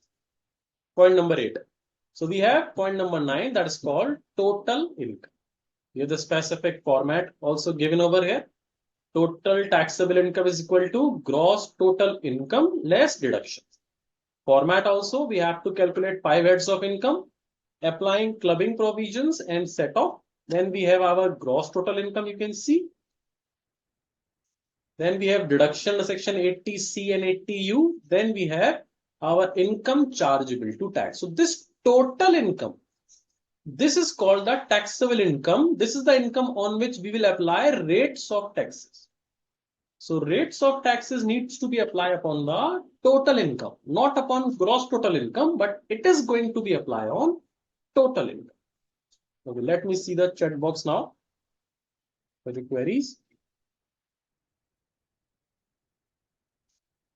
Hardik saying, sir, this story is in GST book. Okay, GST book mein aa gayi story. I am telling the story from like 5 or 10 years to students. It's good. Kavya asking, can anyone please tell me how to view download notes? You have to download BOS app, then you can find it over there, Kavya. Okay. What is the difference between income tax rules and circulations? Rules generally already prescribed with the help of CBDT. Then notification and circulars are later on added on the basis of different kinds of situation which is arise later. So act and rules are the procedure to follow that act, like how, which forms you need to file under income tax, etc. Notification circulars generally to compliance that or to give explanation or new situation which has been arise in the act. So to comply that situation, etc., circulation or notification needs to be issued.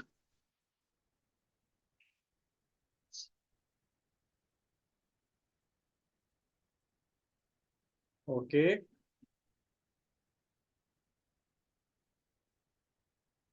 Correct. Income which in which year you earn the income, that is called previous year. And the income in which you pay tax, that will be called. Ashok, I will take your query. Let me see the chat box. Then. Okay, Ashok, what do you want to say?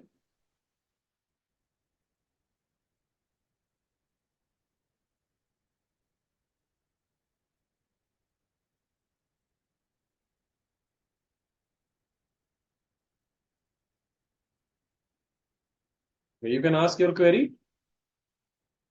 Anyone wants to ask anything? Sir, this tech support Ashok is a ghost. He always comes in the class and disturbs us. Okay. Next is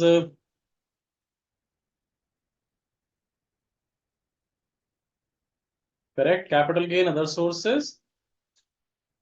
If anybody has any query, you can ask me.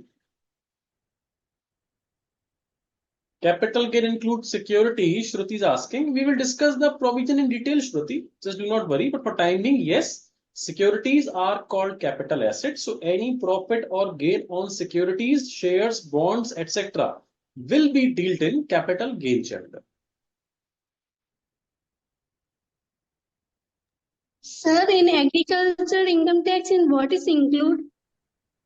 Look, agricultural income is exempt under income tax. There is no tax on agricultural income in our country. We have the separate part of agricultural income under basic concept also. But in some case, there is an integration provisions. In case of agricultural income, there will be a concept of integration. In that situation, some part of that agricultural income is going to be taxed, but in a different manner. That we will discuss detail in the third topic of this chapter. But for the time being now, agricultural income is exempt, but If you want to know in which head is going to be included, then under PGBP head, it's going to be included if it is for production of agricultural produce. Okay. Okay, sir. Sir, what is the difference between income tax rule and circulation? I have just explained it. Income tax rules has been the procedure which has been made by the CBDT for the procedure part, like how to file income tax return, etc. In which form you need to file. Circulars and notification is to help you in case of some controversies, etc. Or it is just to clarify the concept if there is any confusions. Okay. Kasak is asking a very lengthy message, very lengthy query. Sir, I have a doubt that it's mentioned that the tax on income earned in previous year in the assessment year.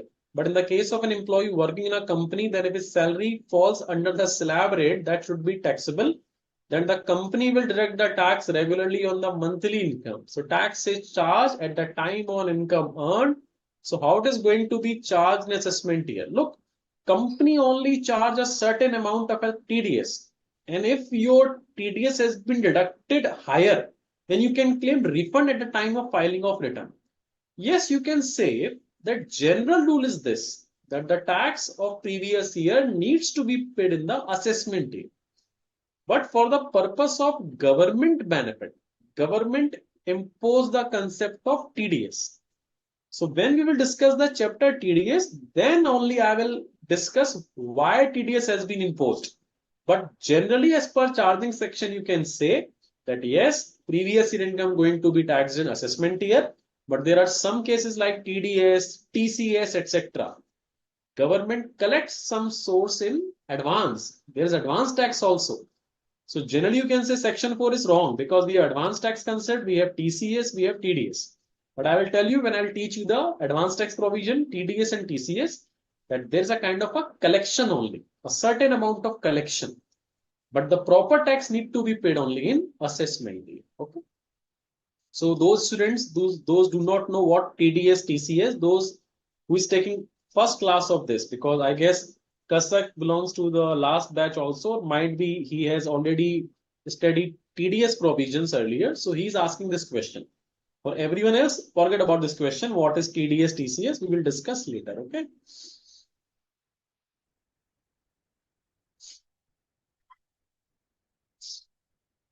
Okay.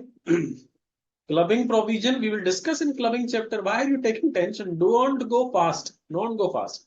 Stay with me. It is a journey. Just try to be with our train. Okay. You cannot fly into the other train. So have to be here. Clubbing, set off, deduction, TDS, TCS, PGBP, everything will be discussed in detail. Okay. अब somebody is asking Nitish again, sir, clubbing of income में child की income, parents की income में जोड़कर tax लेना होता है. तो सर अर्निंग तो चाइल्ड ने किया है तो tax being levied on parents ये तो डायरेक्ट टैक्स में क्यों है? जब क्लबिंग का प्रोविजन पढ़ाऊंगा प्लीज तब ये क्वेश्चन पूछिए. कुछ स्टूडेंट हैं जो शायद पहले क्लासेस ले चुके होंगे तो इस तरह के क्वेश्चन पूछते हैं. सो प्लीज बाकी बच्चों को समझ नहीं आए. And again I told you ना, focus on the related queries, related topic.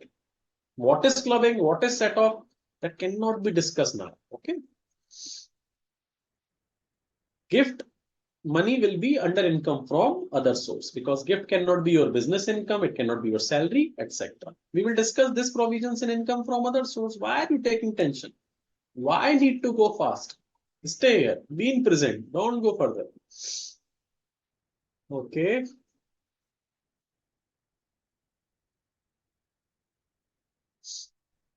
Abhishri, rules has come at once, but circular, exactly. Circulars needs when there is some confusion, government wants to say something else also. So for that purpose, for that compliance, they needs to issue circular and notification. Nitish is your first class, very good. Still you are asking this question regarding TDS. So might be you are aware of the TDS concept, so that's you are asking, but for now we cannot discuss it because it will be really confusing for other students. So we will discuss the TDS concept when it will come. Bound circular which you have to follow, that's called bound circular. Okay, Mosam raised hand. What you want to ask, please go ahead. Sir, my question about what is a bound circulars? I didn't understand. Circulars are those things which need to be issued for the journal purpose. Like I give you example also, there's a tax audit date which was 30th September this year, which has been extended till 7th of October for the general public benefit because they need to provide some extra time duration for the journal facility. So circular generally going to be issued for the public generally to help them. We will discuss the meaning of circular with example also later in this chapter. Fine. It means it's a boundless. Yeah, it like the government has extended the date till 7th of October. So even if you want to file it before it, so there is no restriction on it because as a public, it is optional. For the purpose of department officer, this is bound. Department cannot say that we will not accept it on 4th of October because government say the date is 7th of October. So So until date of. yes, until 7th, they have to accept. But I can file my tax audit report before September also or before 7th of October also. So that is for general benefit of the public. And for the public, it is not binding. If you want to follow, you can follow it. If you do not want to follow, you can avoid it. You can take the benefit of it. For officer, they need bound it and they have to follow it. Thank you so much, sir. Now I understand. Okay. So step 10, on point number 9, we have come at total income. But what we will do with the total income? Now we apply rates of tax on total income. We have multiple rates for different classes of income. We have two regime also. We have default tax regime and we have optional tax regime also. What is default tax regime of tax? What is optional tax regime of tax? We will discuss. Do not worry. Let the time come. Jaldi kya hai? Now you are in CA intermediate. So if somebody is thinking, I want to give CA final exam first before intermediate, it is possible? No. You have to complete CA intermediate, then you need to give the examination of CA final. So that exactly I want. Just stay with me. I will solve each and every query of you. Let the time come. Okay.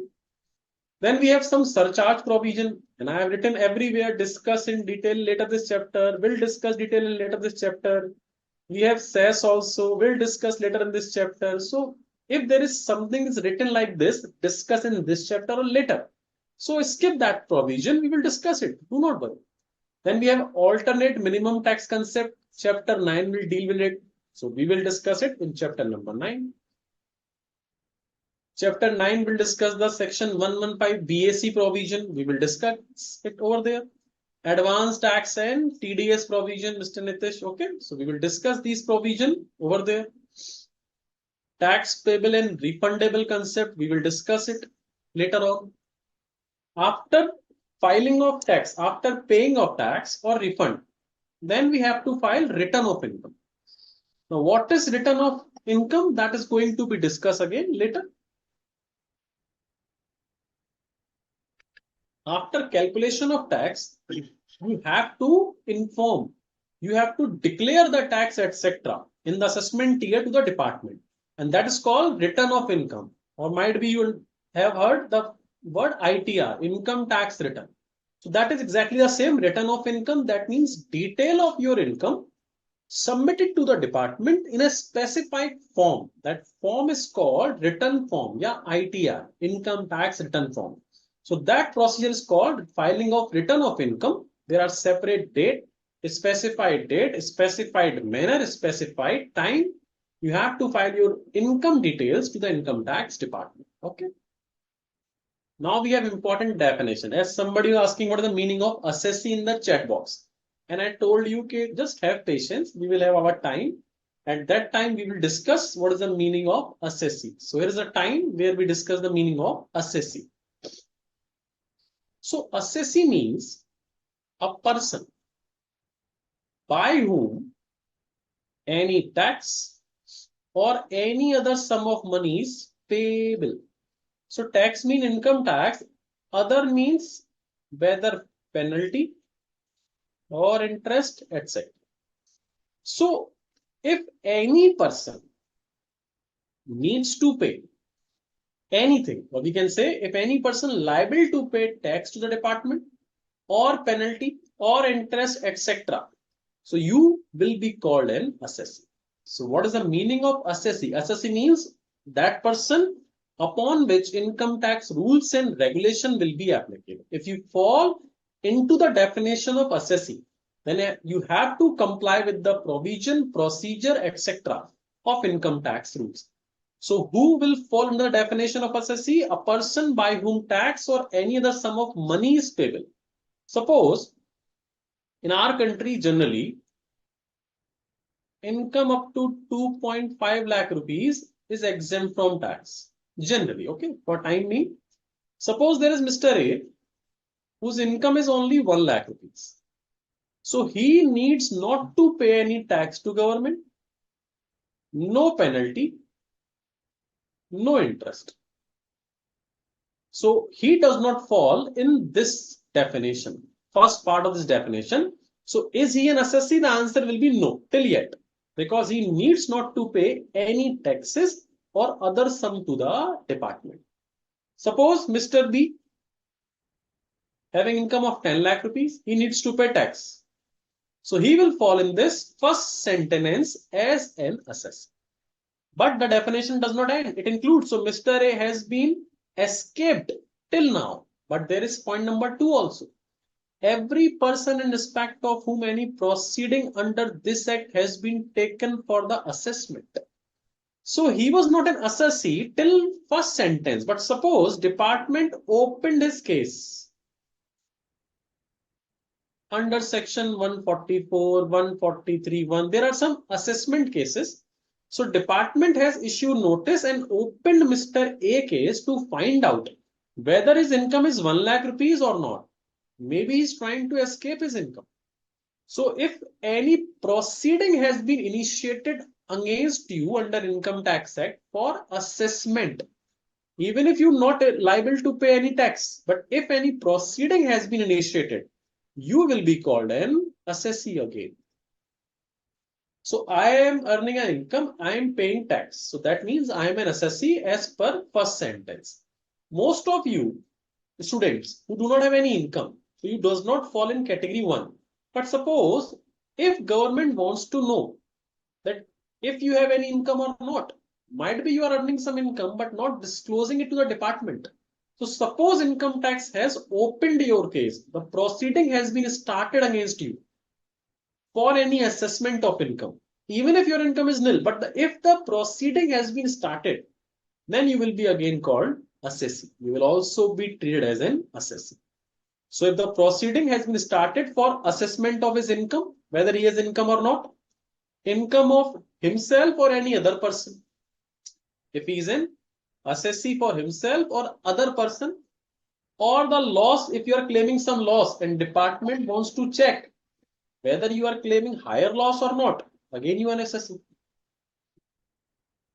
Or if the amount of refund, if you are claiming some refund and department wants to know, is it refund is correct or incorrect, then again you are an assessee. So even if your income does not fall for tax, etc., but if department start assessment against you to find out your income, your loss, your refund, that will call you an assessee.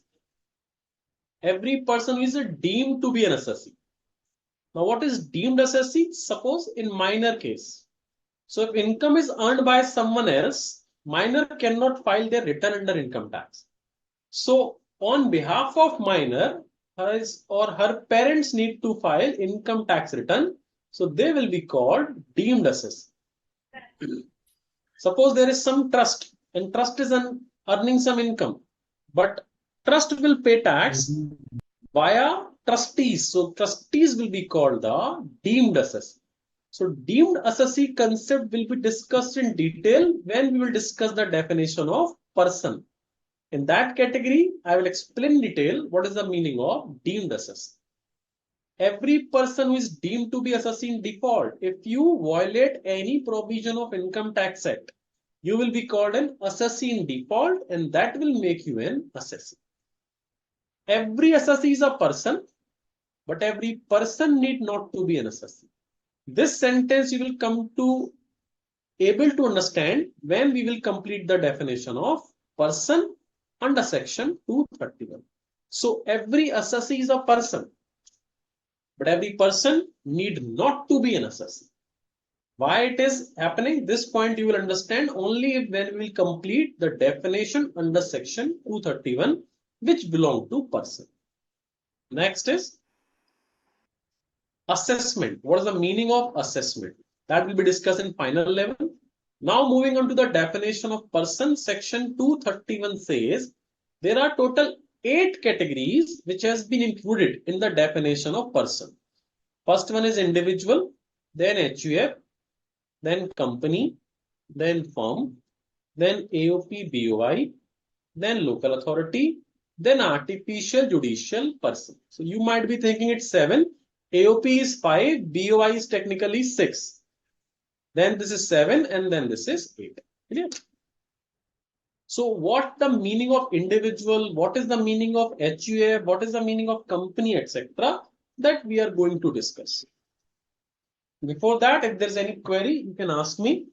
Mosam wants to ask something. Yes, Mosam? Sir, my question is that if my parents allow me money, so it's taxable or not? If your parents allow you money, Yeah, sir. Like allow a bigger amount, gift, like across the exempt amount. cross what?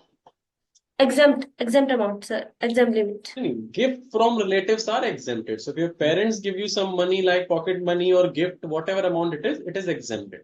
That's a part of income from other source provision.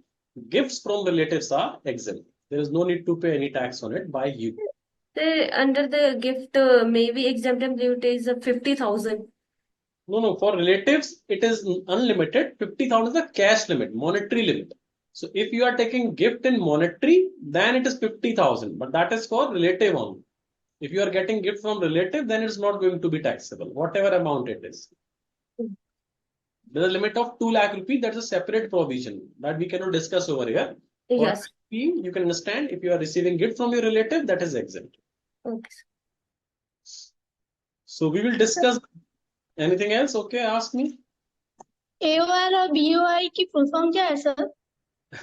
देखो definition अभी start कर रहे हैं एक करके ना. Individual आएगा, फिर अभी देखो HUF आएगी, तो नीचे लिखा होगा पक्का जब ये पढ़ेंगे तो. पेशेंस मैं हूं ना, सब पढ़ाऊंगा, सब कुछ. अभी चलो आपका मन. AOPI is association of person, Sir, BOI is body of individual. sir, yes. sir, एक बार हिंदी में बोलो ना. क्या? Sir, एक बार हिंदी में बोलो ना. हिंदी में एक्चुअली अलाउड नहीं है. We have to provide lectures in English only. क्या बताना है हिंदी में? अच्छा बताओ, क्या पूछना है आपको हिंदी में? क्या बताऊं? AOP BOI. What is your query in Hindi? ये तो बताओ. लेक्चर हिंदी में नहीं हो सकता. क्वेरी आप पूछो हिंदी में, मैं हिंदी में बता दूंगा answer. Hardik wants to ask something. Hardik. Sir, can you please explain this line, the income of any other person in respect of which he is assessable? Like is exactly the same case of deemed assessee. Like if my minor child is earning some income from his skill. So in the case of income tax, it has been written that minor cannot file his return of income. So I have to be assessed on his behalf. So it is an example of deemed assessee is a different case.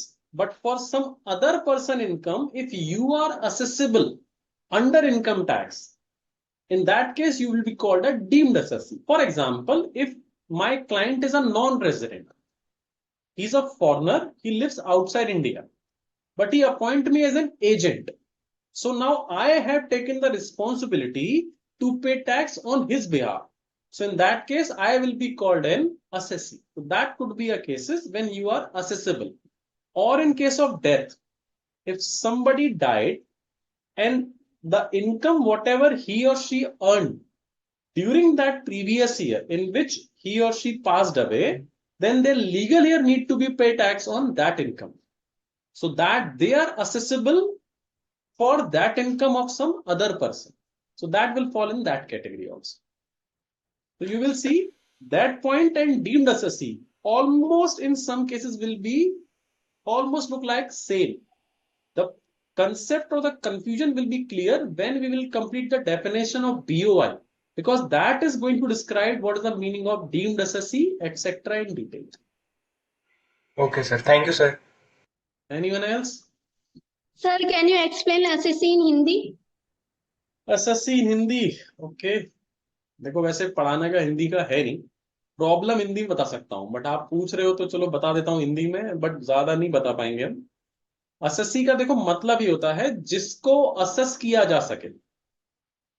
जैसे for example जो लोग school में पढ़ते हैं, जो बच्चे school में पढ़ते हैं उन्हें हम क्या कहते हैं? बताओ बताओ। स्टूडेंट। Student, correct. और जो नहीं पढ़ते हैं स्कूल में वो भी स्टूडेंट कहलाते हैं। बट अगर आप किसी स्कूल में एडमिशन ले लेते हैं तो आपको उस स्कूल के रूल्स एंड रेगुलेशन तो मानने पड़ेंगे, uniform, Yes, sir. Exam etcetera, fine, you have to follow the rules of that school, rules and regulation. अब जो लोग क्रिकेट खेलते हैं उन्हें हम क्या कहते हैं? क्रिकेटर्स। Yes, sir. ऐसे ही जो लोग इनकम टैक्स की बाउंड्री के अंदर फॉल करते हैं, ऐसे लोग जिन्हें इनकम टैक्स के रूल्स एंड रेगुलेशन मानने पड़ेंगे, उन्हें हम कहते हैं असेसी।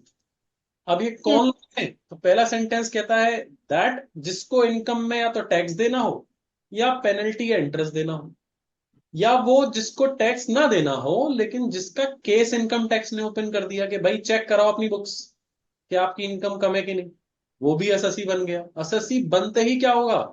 आपके इनके ऊपर इनकम टैक्स के रूल्स रेगुलेशन लग जाएंगे, कंप्लाइंस करना पड़ेगा जो जो इनकम टैक्स ने बोला है।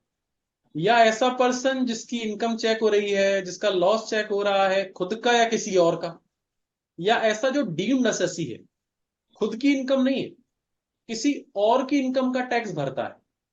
जैसे ट्रस्टी होते हैं, वो किसी ट्रस्ट से कमाई गई इनकम, खुद की इनकम नहीं, बट उसका टैक्स भरने की जिम्मेदारी उनकी है, तो उन्हें हम डीम्ड असेसी कहते हैं।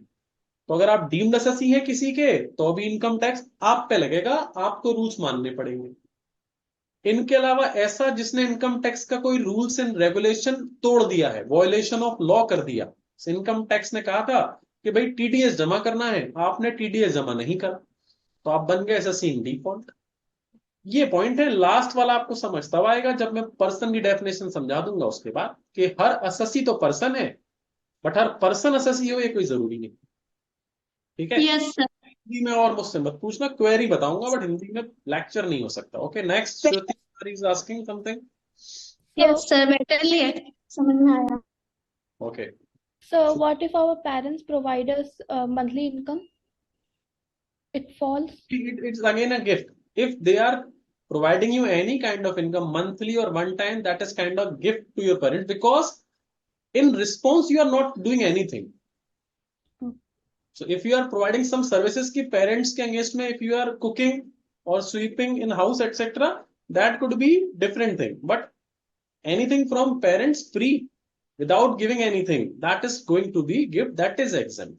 तो यहाँ पे कोई लिमिट नहीं होगा, जैसे कि वो पेरेंट्स कितना भी प्रोवाइड करा कोई सकते लिमिट हैं? नहीं, बस एक कैश की लिमिट है, 2 लाख से ऊपर आप किसी से भी कैश नहीं ले सकते। वो एक डिफरेंट सेक्शन है पेनल्टी का अलग से, उसको अभी भूल जाते हैं। अभी ये मान लो नो लिमिट। ठीक है। Okay, Rajlin Pradhan ji, you want to ask something? Hello, sir. Sir, good afternoon. Good afternoon. Sir, actually, somewhere I have gotten in news listen that in like an Ambani's marriage, so he has gifted 2 crore of watch to everyone, and that is taxable. Taxable of course, relative को थोड़ा ना gift दिया, He relative has को gift देंगे तो exempt है। और watch उस डेफिनेशन में नहीं आती जो टैक्सेबल होती है।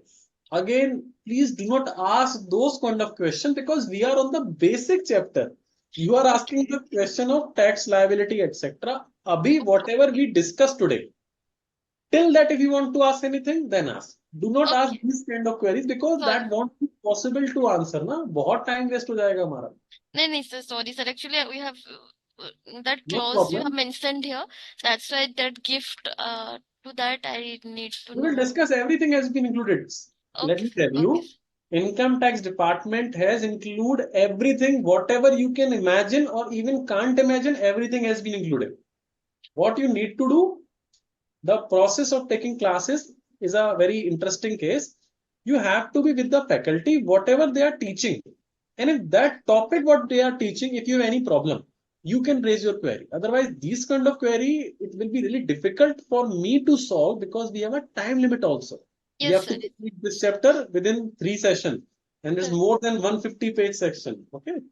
Okay. Bhavna, want to ask anything, please? Sir, Yes, I sir. have regarding the in the definition of assessee, there is a point the loss sustained by him or by any other person. Can you explain this point, sir? Which one? Loss sustained by him. Loss, Sir, okay. Says if you claimed excessive loss, that is also against law. For example, if you are running a business and you have incurred a loss of 5 lakh rupees, loss, you are making a loss of 5 lakh rupees, net loss. So department can check it whether this loss is genuine or this is wrong. So if they opened your case to find out the loss is correct or incorrect, that is also be the part of assessee definition. You will be called an assessee if department is cross checking your loss. Sustained okay, means loss incurred. Okay. okay. Anyone else? Rojalin Pradhan. Sir, I have already asked it. Sorry. Okay, fine. Let's carry on. The definition of person, the individual. It's a individual means only a natural human being, as we all are individuals. So if someone is earning income, let me explain you with the help of a diagram. It's very simple definition. So if there is any income, and if there is a single owner of any income, that is called, and if it's a human being, of course, so any human being, and if that human being is the single owner of any income, he or she will be called individual. For example, if Mr. A is doing job in any company and getting salary of 10 lakh rupees in a year, so who is the legal owner of this income? Who is the legal owner?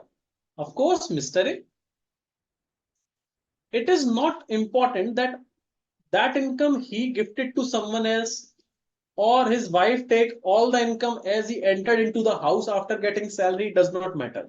Legally, he is the single owner of that income. So he will be called an individual under income tax. Clear? Suppose Mr. B is running a business and he earned a net profit of 9 lakh rupees from this business. He is a proprietor of this business. So who is the owner of that 9 lakh rupees?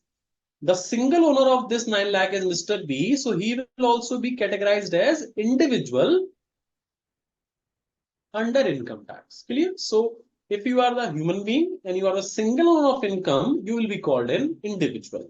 If there are more than one owner of any income, so that cannot be an individual. That would be partnership firm, company, etc. Anything, but it cannot be an individual. The second definition is very important, and that is HUF. That is Hindu undivided family.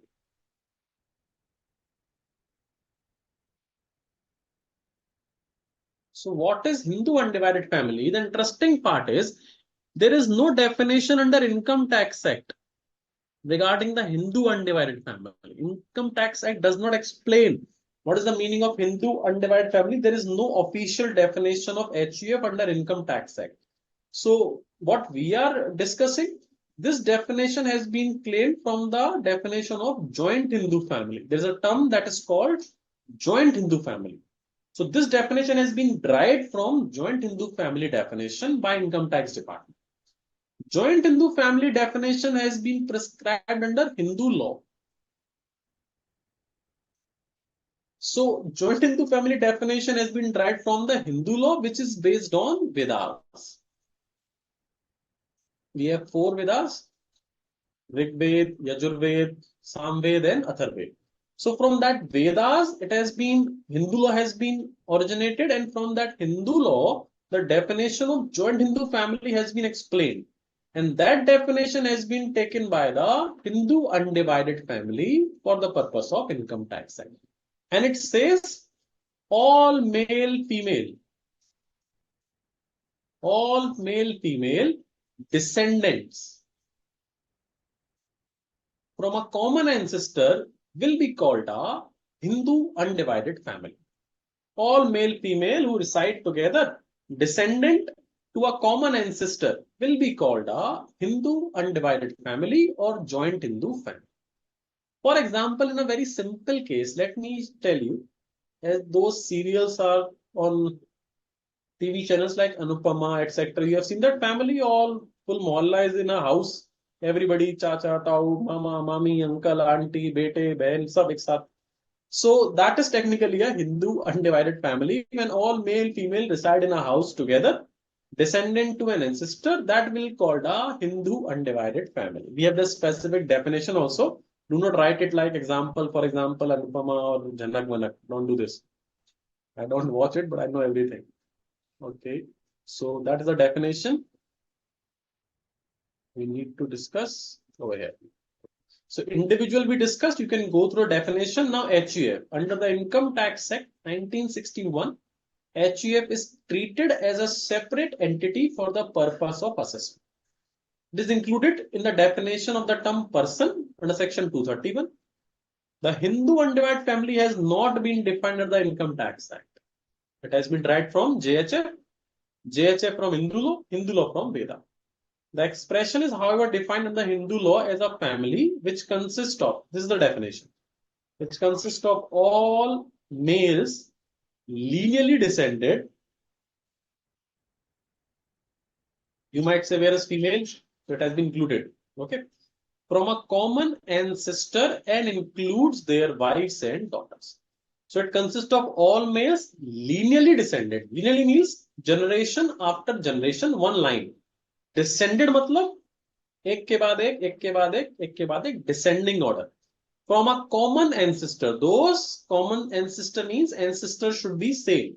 So only those male and female will be included as a part of Hindu undivided family if their ancestors are same, including the wives and daughter.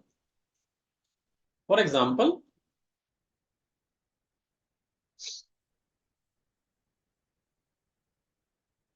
Mr. A, Mrs. A, their sons, daughters will be included under HUF. Sons, wives are including also. Sons, daughter and sons also included. Daughter's husband, he won't include in the Hindu undivided family of Mr. A and Mrs. A. So these are included, but daughter's husband is not included because his ancestor is different from the ancestors of Mr. A and Mrs. A. Fine. Husband, sons and daughter also not included. They will be a part of their HUF. Their grandfather, grandmother HUF part.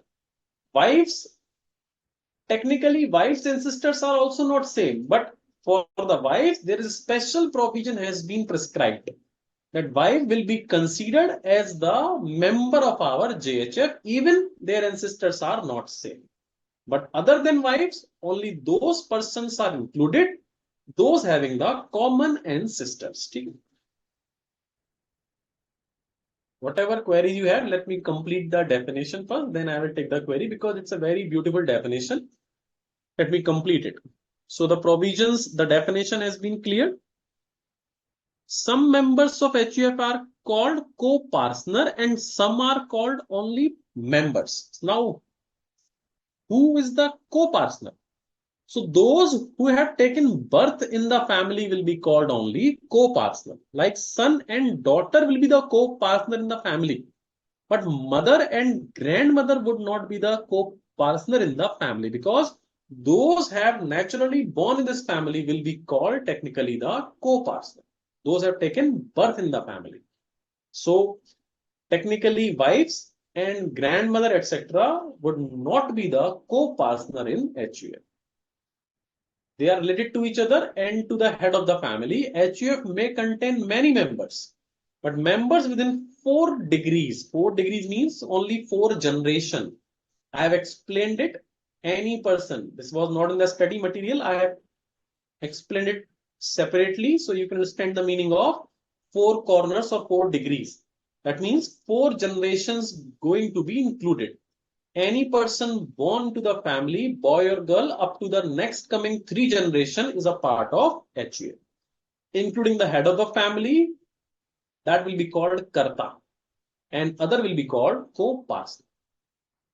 A Hindu co-partner includes those persons who acquire an interest in joint family property by birth. Earlier, only male descendant were considered as co-partner with effect from a date very important. It's very important. 6 September 2005. Earlier, there was a rule that only sons will be considered. Male will be considered as co-partner. Females will not be considered as co-partner. So, wife and daughter was not considered as co-partner earlier, but from 6 September 2005, now daughters will be considered as co-partner, but still wife and grandmother would not be considered as co-partner. So now daughter have also been accorded co-partner status. Now you might be thinking, what is the difference between co-partner and member? So co-partner is more powerful.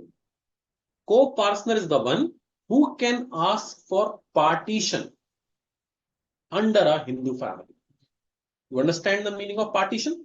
So co-partner is the person who can ask for the partition under Hindu family.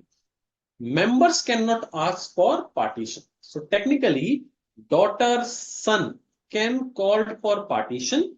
Mother, grandmother cannot ask for partition because they are not co-partner. Why they are not co-partner? Because they have not taken birth in the family. So I have explained only those would be considered as co-partner, those have taken birth in the family. And they have a special right. And a special right is what? That they can demand the partition. A daughter of co-partner by birth shall become a co-partner in her own right in the same manner as the son. Being a co-partner, she can claim partition of asset of the family. The right of a daughter in co-partnership property are equal to the right of a son. However, the other female members of the family like wife or daughter-in-law, or you can say grandmother, co-partner are not eligible for such co-partnership right. The relation of HUF does not arise from a contract. This is a simple definition you can go through. The very important thing is the Jain family and the Sikh family and the Buddhist family also. So Jain, Sikh and Buddhism is a separate religion. It's a separate religion. But still for the purpose of income tax act, they will be called Hindu. So Jain, if you are living in a Jain family, exactly the same provision of HUF as we discussed is applicable on Jain family. That mother, daughter-in-law, grandmother would not be treated as co-partner. They are only members. Same as in case of Sikh family and same in the case of Buddhist family. Same provision applicable. We have 2 schools of law. Dayabhaga school of law. Law means Dayabhaga families in India, and either you are a Mitakshara Hindu family. So we have 2 kinds of Hindu law, Dayabhaga and Mitakshara.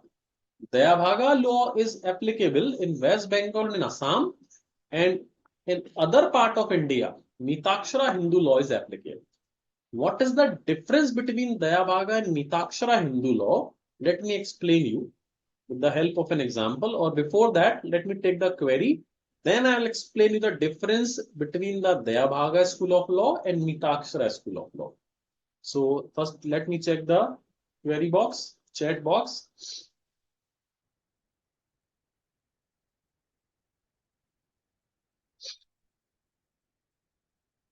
Like somebody is asking, Mr. M, how is ITR filed? This is not the question you should ask. Okay.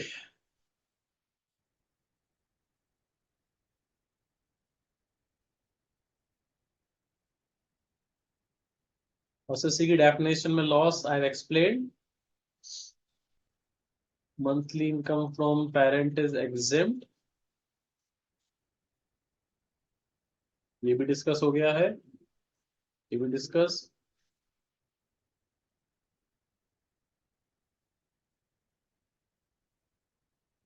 Somebody is saying Ashok is sending message to everyone. Please remove. Technical team, kindly check it. If there is some person who is called Ashok and he is disturbing, kindly remove Ashok or take the required action against him.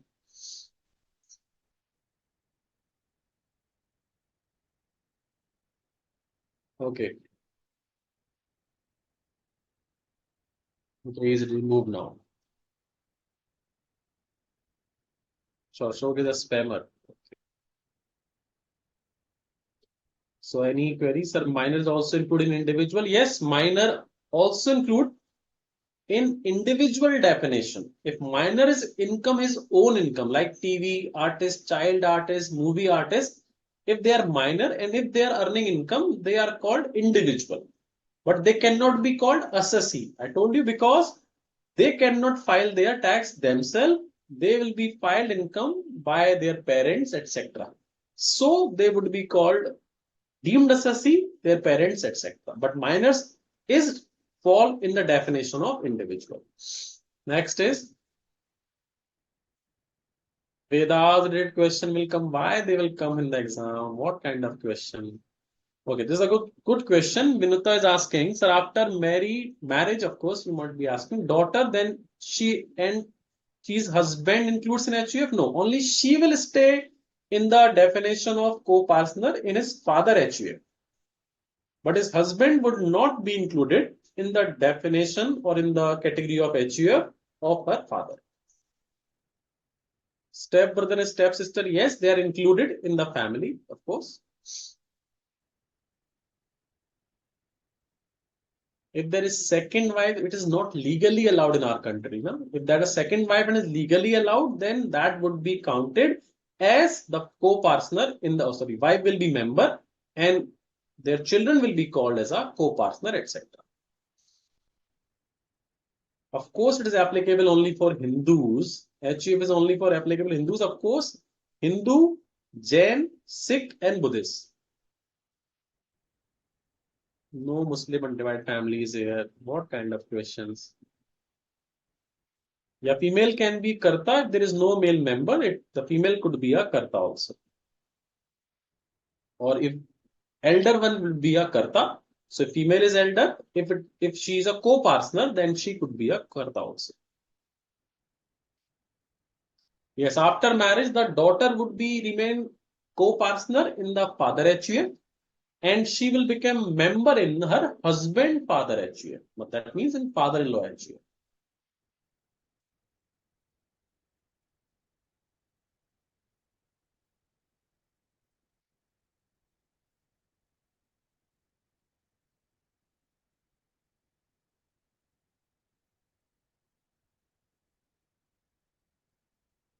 Yes, after marriage, daughter will be part of both HUF. Adopted child will be a co-partner in the normal case. Yes, after marriage, the daughter will have the same right like before marriage, correct? In his father HUF, because she will be continue to be the co-partner.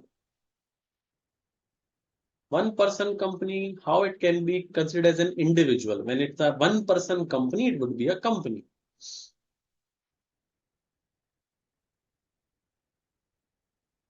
Okay.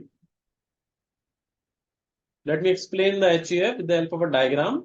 After that, you will understand the meaning. Most of queries will be automatically solved. Just wait. So under HUF, the maximum query is regarding the female position. So it's a very interesting provision for females under HUF.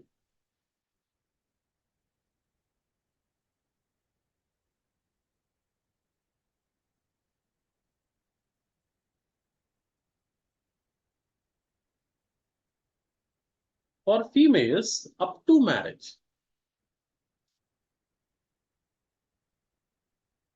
they will be co-partner in their father's HUF.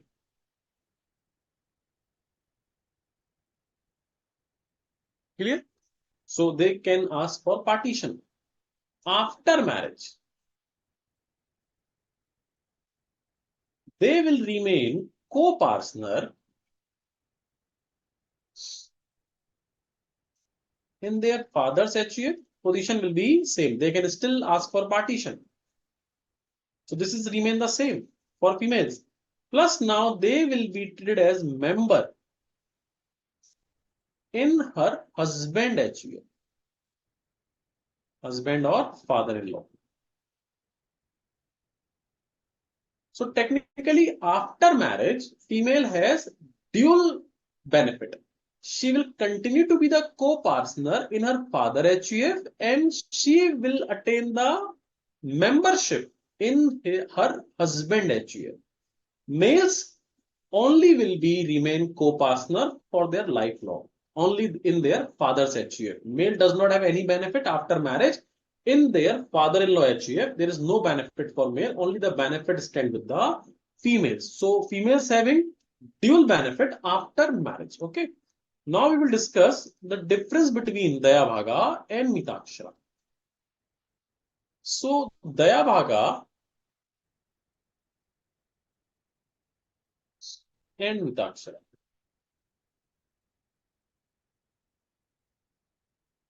So we know Dayabhaga is applicable in Assam and West Bengal. For other state, it's Mitakshara. What is the difference? Let me explain you.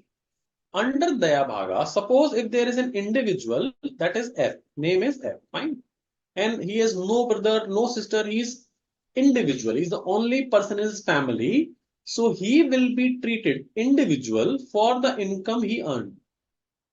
That we already discussed. What is the meaning of individual? So Mr. F will be considered as individual until he marry. Now he marry and his wife. So now there are two persons, but they cannot create a HUF. For Dayabhaga family, HUF will be created only after the death of the father. This is very critical provision.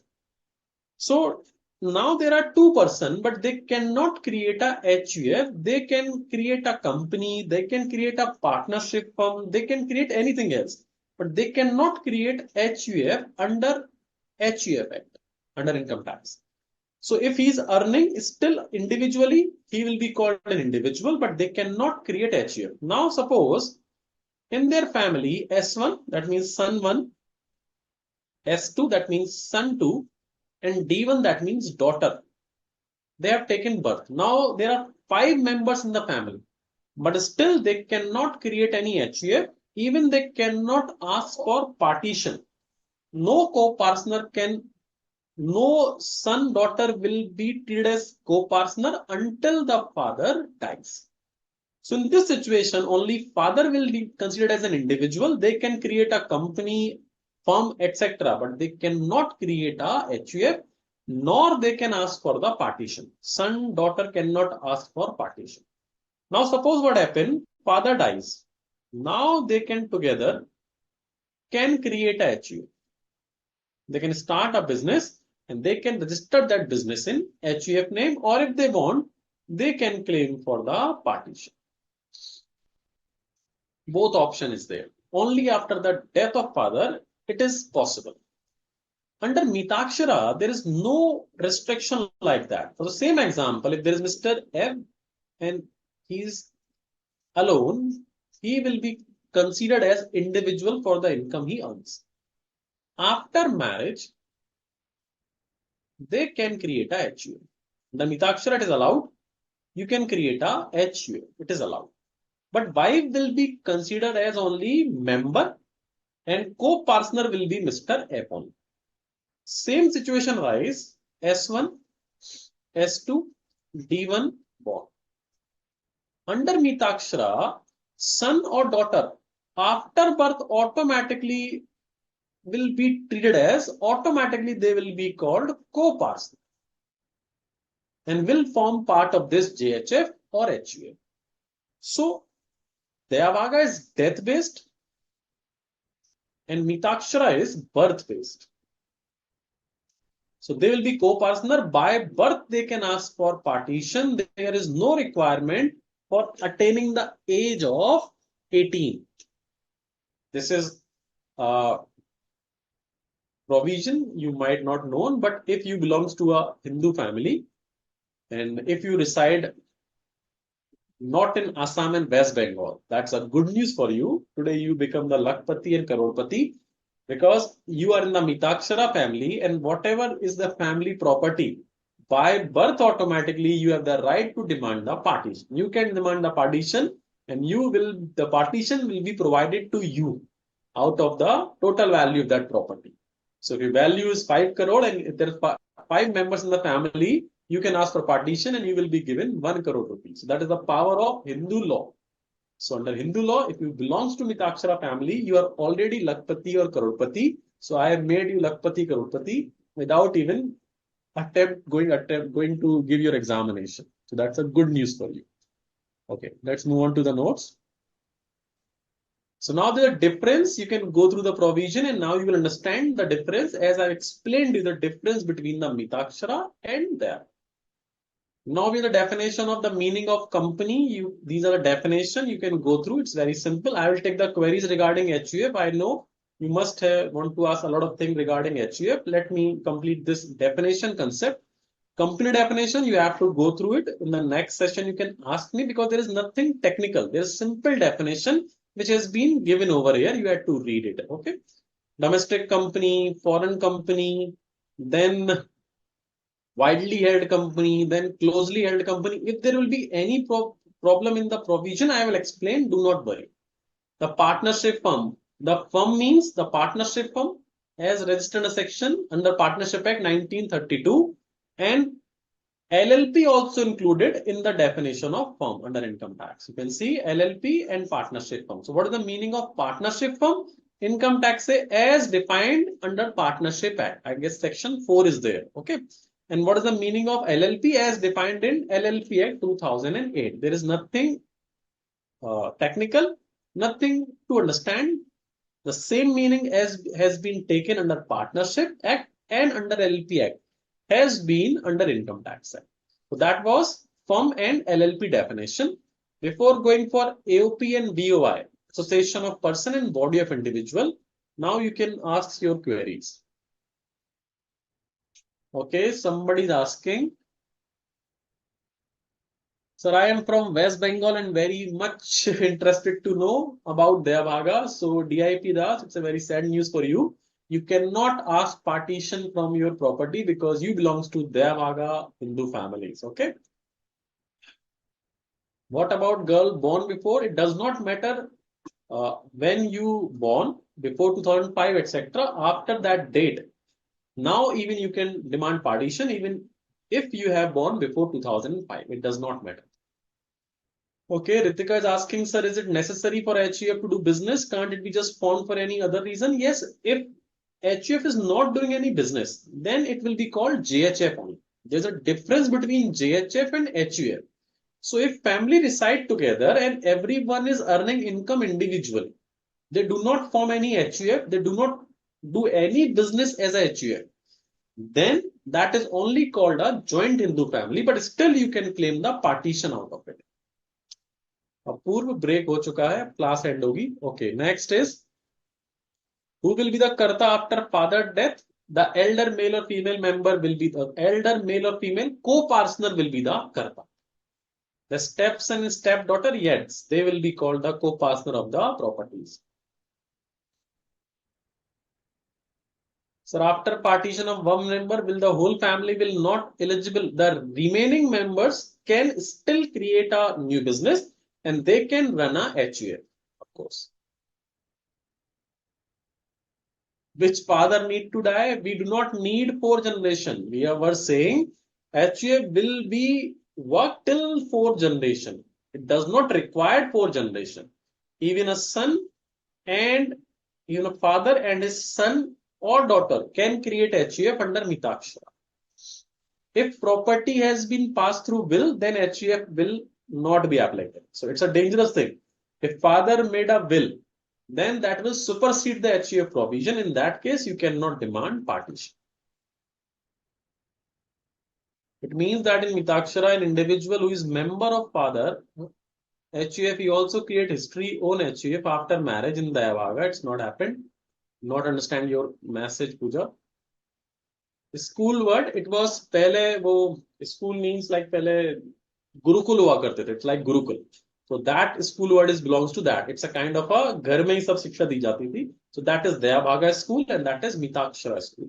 The school was a place where you have to learn discipline, where you have to learn rituals, your culture, etc. So initially there was no school concept. So it has been given in the family. So that is why it's called Dayabhaga school and Mitakshara school.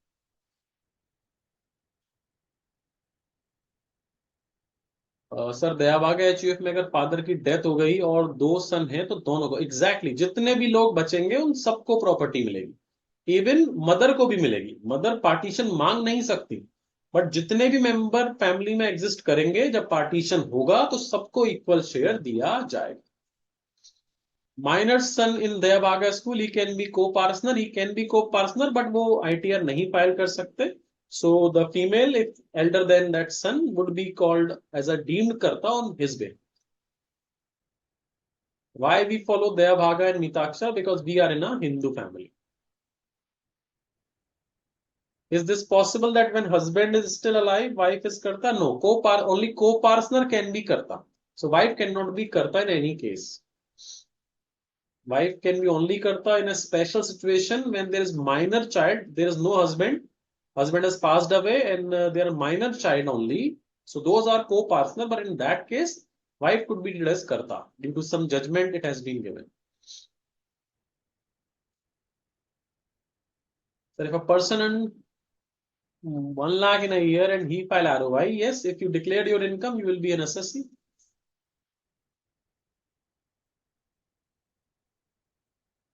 For creation of HUF, we need at least 2 individuals to create an HUF. Provisions and provisors. Provisions are, everything is provisions. Okay, section, subsection, all are provisions.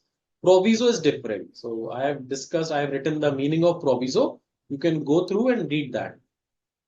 Mothers can be karta, not wife. No, mother and wife both cannot be karta until there is a co-partner. Grandmother also cannot be a co-partner if there is a male member, major male or daughter is there. If there is, we can say there is a co-partner who is major, then he or she will be the karta.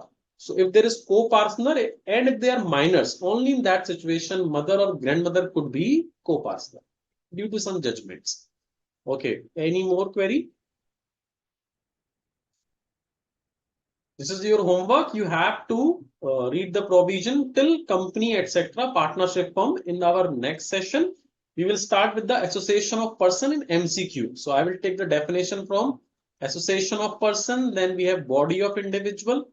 Then we have definition of previous year, etc. So we will start in our next session from these part. Anyone wants to ask anything, then you can ask me right now. Sir Yes. Sir Hardik है sir. जो notes uploaded है BOS पे sir वो previous मतलब जो revisionary class है उसके notes uploaded है. नहीं, वो रिविजनरी वाला एक पोर्टल PDF का अलग है. वो एक्चुअली हुआ क्या है कि रिविजनरी वाले नोट्स मुझसे एक बारी गलती से आपके पोर्टल पे आ गए. सर वही वाले हैं अपलोड. हाँ, मैं बता रहा हूँ. न्यू वाले नोट्स ना मैंने अभी जस्ट क्लास से पहले अपलोड करे. So it will take 3-4 hours. उसके बाद वो आपको न्यू वाले वहां पर शो हो जाएंगे. मैंने जस्ट क्लास से पहले तो आई गेस 2:15 पे अपलोड किए हैं. तो आपको वो 6 और 7 o'clock के बाद विजिबल हो जाएंगे. It has been uploaded. Okay sir, thank you sir. Anything else? Sir ji sir Mitakshara के अंदर मतलब एक person more than 1 HUF create मतलब 2 HUF का मेंबर बन सकता है, राइट सर? कोई भी पर्सन हो. लेकिन दयाभागा में ऐसा नहीं हो सकता. अकेला अगर कभी, अरे मुझे तो मैं समझ गया. Let me speak. देखो भाई, अकेला अगर कभी भी है तो इंडिविजुअल है, ठीक है, कोई भी केस। अब दया भागा में वाइफ के आने पर भी आप एचयूएफ क्रिएट कर सकते हैं, बट उसमें वाइफ रहेगी मेंबर, आप रहेंगे को पार्टनर। क्लियर? अब वो वाइफ हो सकती है, बच्चे हो सकते हैं, 2 हो, 3, 4, कुछ भी हो, वो को पार्टनर बन के एचयूएफ बन सकती है। दया भागा में एचयूएफ तब बनेगी जब फादर की डेथ होगी। तो टेक्निकली वहां पर पहले बच्चे होने, वाइफ हो और फिर बच्चे हो, बच्चों के बाद जब उनके फादर एक्सपायर होते हैं तभी बच्चों के पास राइट आता है पार्टीशन डिमांड करने का। तो दया भागा में 2 से या 3 या 4 5 लोगों से फर्क नहीं पड़ता, वहां जब फादर एक्सपायर होंगे तब रिमेनिंग लोग मिलकर एचयूएफ अपनी बना सकते हैं। मिताक्षरा में ऑन मैरिज भी हो सकती है, उसमें 2 लोग बनकर एचयूएफ बना लें, कम से कम 2 तो हर जगह चाहिए। मीन्स सर मिताक्षरा के अंदर एक आदमी 2 एचयूएफ का मेंबर बन सकता है लेकिन दयाभागा में नहीं बन सकता है। 2 एचयूएफ का मेंबर कभी नहीं बन सकता, कैसे बनेगा मिताक्षरा में 2 एचयूएफ का? सर जैसे कि जो एक मतलब फादर के जो एचयूएफ है उसके अंदर वो मेंबर है लेकिन उसकी मतलब शादी हो जाती है तो वो अपनी खुद की एक एचयूएफ क्रिएट कर सकता है मिताक्षरा में, तो वो 2 एचयूएफ का मेंबर बन जाएगा। मिताक्षरा में और दयाभागा दोनों में एक रूल है कि एक ही जगह पे रहना पड़ेगा आपको, आप 2 फैमिलियों में एचयूएफ नहीं बन सकते। आपको एज अ एक ही फैमिली, अगर दूसरी में आपने लिखा तो फिर उसको एचयूएफ की तरह ट्रीट आपको नहीं किया जाएगा। पार्टीशन तो आप एक ही जगह का मांग पाएंगे, को पार्टनर आप सिर्फ एक ही एचयूएफ में रह सकते हैं, एक में एज अ मेंबर, जैसे कि डॉटर हो सकती है मैरिज के बाद वो अपने फादर इन लॉ के में एज अ मेंबर रहेगी सिर्फ, लेकिन अपने फादर के में स्टिल एज अ को पार्टनर रह सकती है। 2 एचयूएफ में आप ऐसा को पार्टनर नहीं रह सकते।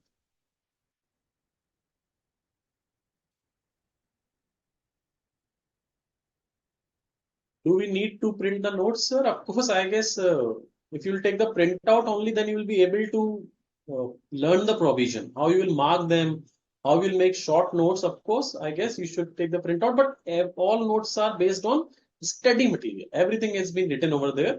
You can either refer the study material or you can either refer the notes. Both are same. Sir ji, sir HUF और को पार्टनर का जो प्रोविजन है वो सेम है। ये क्वेश्चन क्या है मुझे समझ नहीं आया। एचयूएफ और को पार्टनर अलग है ना, एचयूएफ तो एक एंटिटी है, एक ऑर्गेनाइजेशन है। अच्छा, पार्टनरशिप और पार्टनर सेम है क्या? नहीं। बस वैसे ही अलग है। एचयूएफ तो उस बिजनेस का नाम है जिसका रजिस्ट्रेशन आप कराएंगे किसी बिजनेस का। मैं और मेरे 3 भाई हैं, हम लोग एक बिजनेस करना चाहते हैं, हम चारों लोग मिले, हमने एक एचयूएफ रजिस्टर्ड करा ली और हम उसमें वो बिजनेस कर रहे हैं, तो वो बिजनेस एचयूएफ बोला जाएगा और हम लोग उसके को पार्टनर बोले जाएंगे, उस फैमिली के, जॉइंट हिंदू फैमिली के एचयूएफ के को पार्टनर। तो वो एक तरह से को पार्टनर है और एचयूएफ एक बिजनेस एंटिटी का नाम। अच्छा, और सर ये जो 2 लॉ है, स्कूल जो है जी, मिताक्षरा, ये क्या है सर? ये 2 तरह की एचयूएफ हैं, टाइप्स ऑफ एचयूएफ। आप 2 तरह के रजिस्ट्रेशन करा सकते हैं। आसाम और वेस्ट बंगाल में दया भागा में रजिस्ट्रेशन होगी, उसके कंसेप्ट अलग है जो अभी डिस्कस करेंगे, उसमें पार्टीशन अलग होगा, एचयूएफ अलग तरह से बनेगी। मिताक्षरा अदर स्टेट में एप्लीकेबल होगी, उसके प्रोविजन अलग लगेंगे। ओके सर, समझ गए।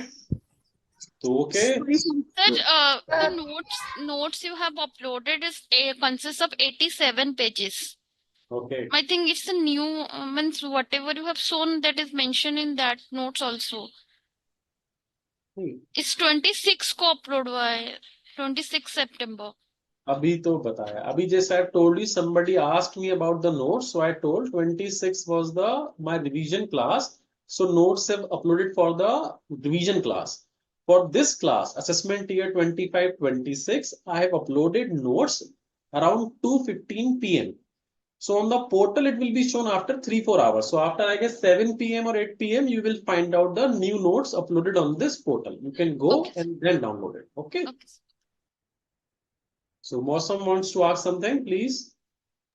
Sir, Rasmi, I have question regarding the HUF में रजिस्ट्रेशन करने के लिए सिर्फ बिजनेस ही होता है या सिर्फ या पार्ट ऑफ प्रॉपर्टी के लिए भी रजिस्ट्रेशन करा सकते हैं?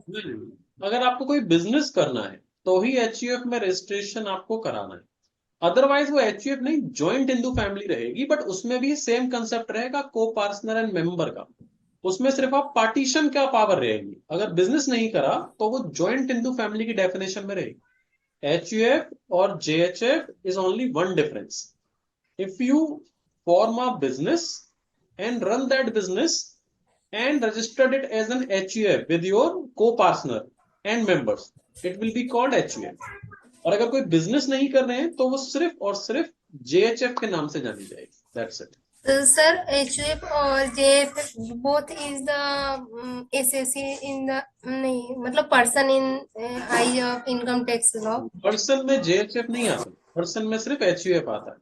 JHF पर्सन की डेफिनेशन में इंक्लूड नहीं है, बिकॉज आप कोई बिजनेस करके इनकम ही नहीं कर. जब आपने HA सोचो, समझो जैसे 4 लोग हैं, उन्होंने पार्टनरशिप फर्म बनाई ही नहीं, तो पार्टनरशिप फर्म कैसे बोली जाएगी? बनानी पड़ेगी ना. अगर वो चारों अलग अलग इनकम कमाएंगे तो चारों इंडिविजुअल बोले जाएंगे. वैसे ही अगर 4 भाई हैं, 3 भाई हैं, जब तक वो HUF की तरह रजिस्ट्रेशन नहीं कराएंगे तब तक वो बिजनेस HUF या इनकम टैक्स में पर्सन की डेफिनेशन में नहीं आएगी. वो सिर्फ JHF रहेगा, और JHF की डेफिनेशन नहीं है हमारे एक्ट में. हमारे एक्ट में है HUF की डेफिनेशन. सर बट किसी प्रॉपर्टी के लिए जैसे हमारा कोई जो प्रॉपर्टी है तो उसके लिए रजिस्ट्रेशन कराते हैं कि फिर जो उससे जो इनकम आएगी वो हम डिवाइड का बिजनेस हो गया ना, आपने इनकम करा ली. आपने जब भी किसी इनकम को बांटने का रूल बनाया कि मैं लूंगा 25%, सब लेंगे 25-25, तो वो ऑटोमेटिक तरह का वेंचर हो गया ना आपका. वो चाहे रेंट की इनकम के लिए हो, चाहे वो आपके बिजनेस की इनकम के लिए हो, तो आपने इनकम को बांटने का रूल बना लिया राइटिंग में. जब तक आप उसका रजिस्ट्रेशन नहीं कराएंगे तब तक वो HUF नहीं रहेगा. अब आप जो क्वेश्चन कह रही हैं ऐसा मान लेते हैं, एक प्रॉपर्टी है, उससे रेंट आता है, 4 भाई उसको रिसीव करते हैं. या तो पार्टनरशिप फर्म बना लें उसको रिसीव करने के लिए, तो वो पार्टनरशिप फर्म, या HUF बना लीजिए तो वो HUF हो गई. अगर कुछ नहीं बनाया और सिंपल रेंट रिसीव करे जा रहे हैं चारों, तो उसके लिए है AOP, एसोसिएशन ऑफ पर्सन, जिसकी डेफिनेशन अभी रह गई. Hello sir. हेलो सर ये दया भागा और मिताक्षरा जो है, ये इंडिविजुअल HUF से कनेक्टेड है या फिर उनको फॉलो करेंगे या नहीं?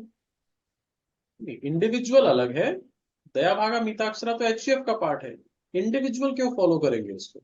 Okay sir. सर जैसे कि जो इंडियंस हैं, हिंदू अनडिवाइडेड फैमिली, सिर्फ वही लोग दया भागा मिताक्षरा को फॉलो करेंगे? हाँ, आपको हिंदुओं के लिए है ना. एक्चुअली हिंदू अनडिवाइडेड फैमिली है ना. अदर देन हिंदू सिर्फ जैन, सिख और बुद्धिस्ट आ सकते हैं, बाकी किसी के लिए कंसेप्ट एप्लीकेबल नहीं है. सर ये मतलब दया भागा मिताक्षरा का ये कॉन्सेप्ट मुझे ना क्लियर नहीं हो पा रहा कि इनकम टैक्स लॉ में क्यों आया और इसको क्यों फॉलो करते हैं. हिंदू लॉ की वजह से. हिंदू लॉ सुपरसीड करता है. हिंदू लॉ, हमारा कंट्री हिंदू कंट्री की तरह हिंदू ज्यादा है, तो यहाँ पर उनके लिए गवर्नमेंट ने कंसेप्ट बनाया कि जो फैमिलीज है, अब फैमिली में शादी होती है, खर्चे एक साथ होते हैं सारे के सारे. Yes sir. बहुत सारे एक्सपेंसेस है ना फैमिली करती है. जॉइंट फैमिलीज में ये तो होता है कि सारे खर्चे कौन करता है वो डिसाइड नहीं करते पहले जमाने में. अभी न्यूक्लियर फैमिलीज हो गई हैं, बट पहले एक ही घर में सब लोग रहते थे. किसी बच्चे की शादी होनी है तो घर का इकट्ठा पैसा बचा के रखा, वो यूटिलाइज कर दिया.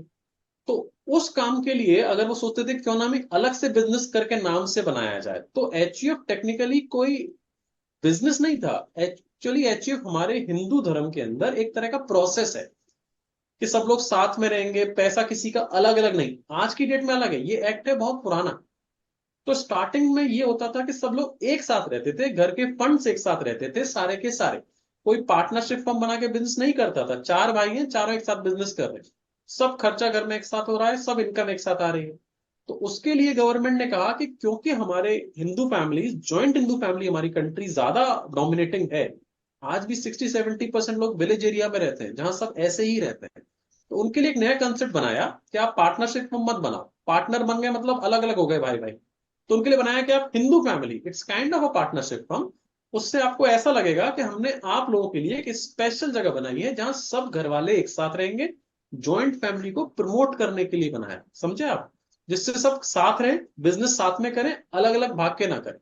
तो वो जो सर इनके भी कंसेप्ट, स्लैब रेट है क्या इनकम टैक्स के लिए? हाँ बिल्कुल है. HUF की अलग रेट है, इंडिविजुअल की अलग रेट है, फर्म की अलग rate. Okay sir. Thank you so much sir. Somebody is asking, my family and my uncle family, we are living separately after death of my uncle. and my father, can I, my uncle, you have to reside together for the purpose of creating a HUF. Your address should be same. Only in that case you can claim a HUF for a part of joint Hindu family. Yes, HUF you need to register on the stamp paper. It should have been registered. So other queries we will take on the next session. Already time has been crossed, time limit has been crossed. So Mr. Bhargav, can we close the session? Any that you please go through the notes, study very hard, and if there are any query, you can ask me later. Okay, sir. Thank you, sir. Mr. Bhargav, can we close the session? Thank you, sir.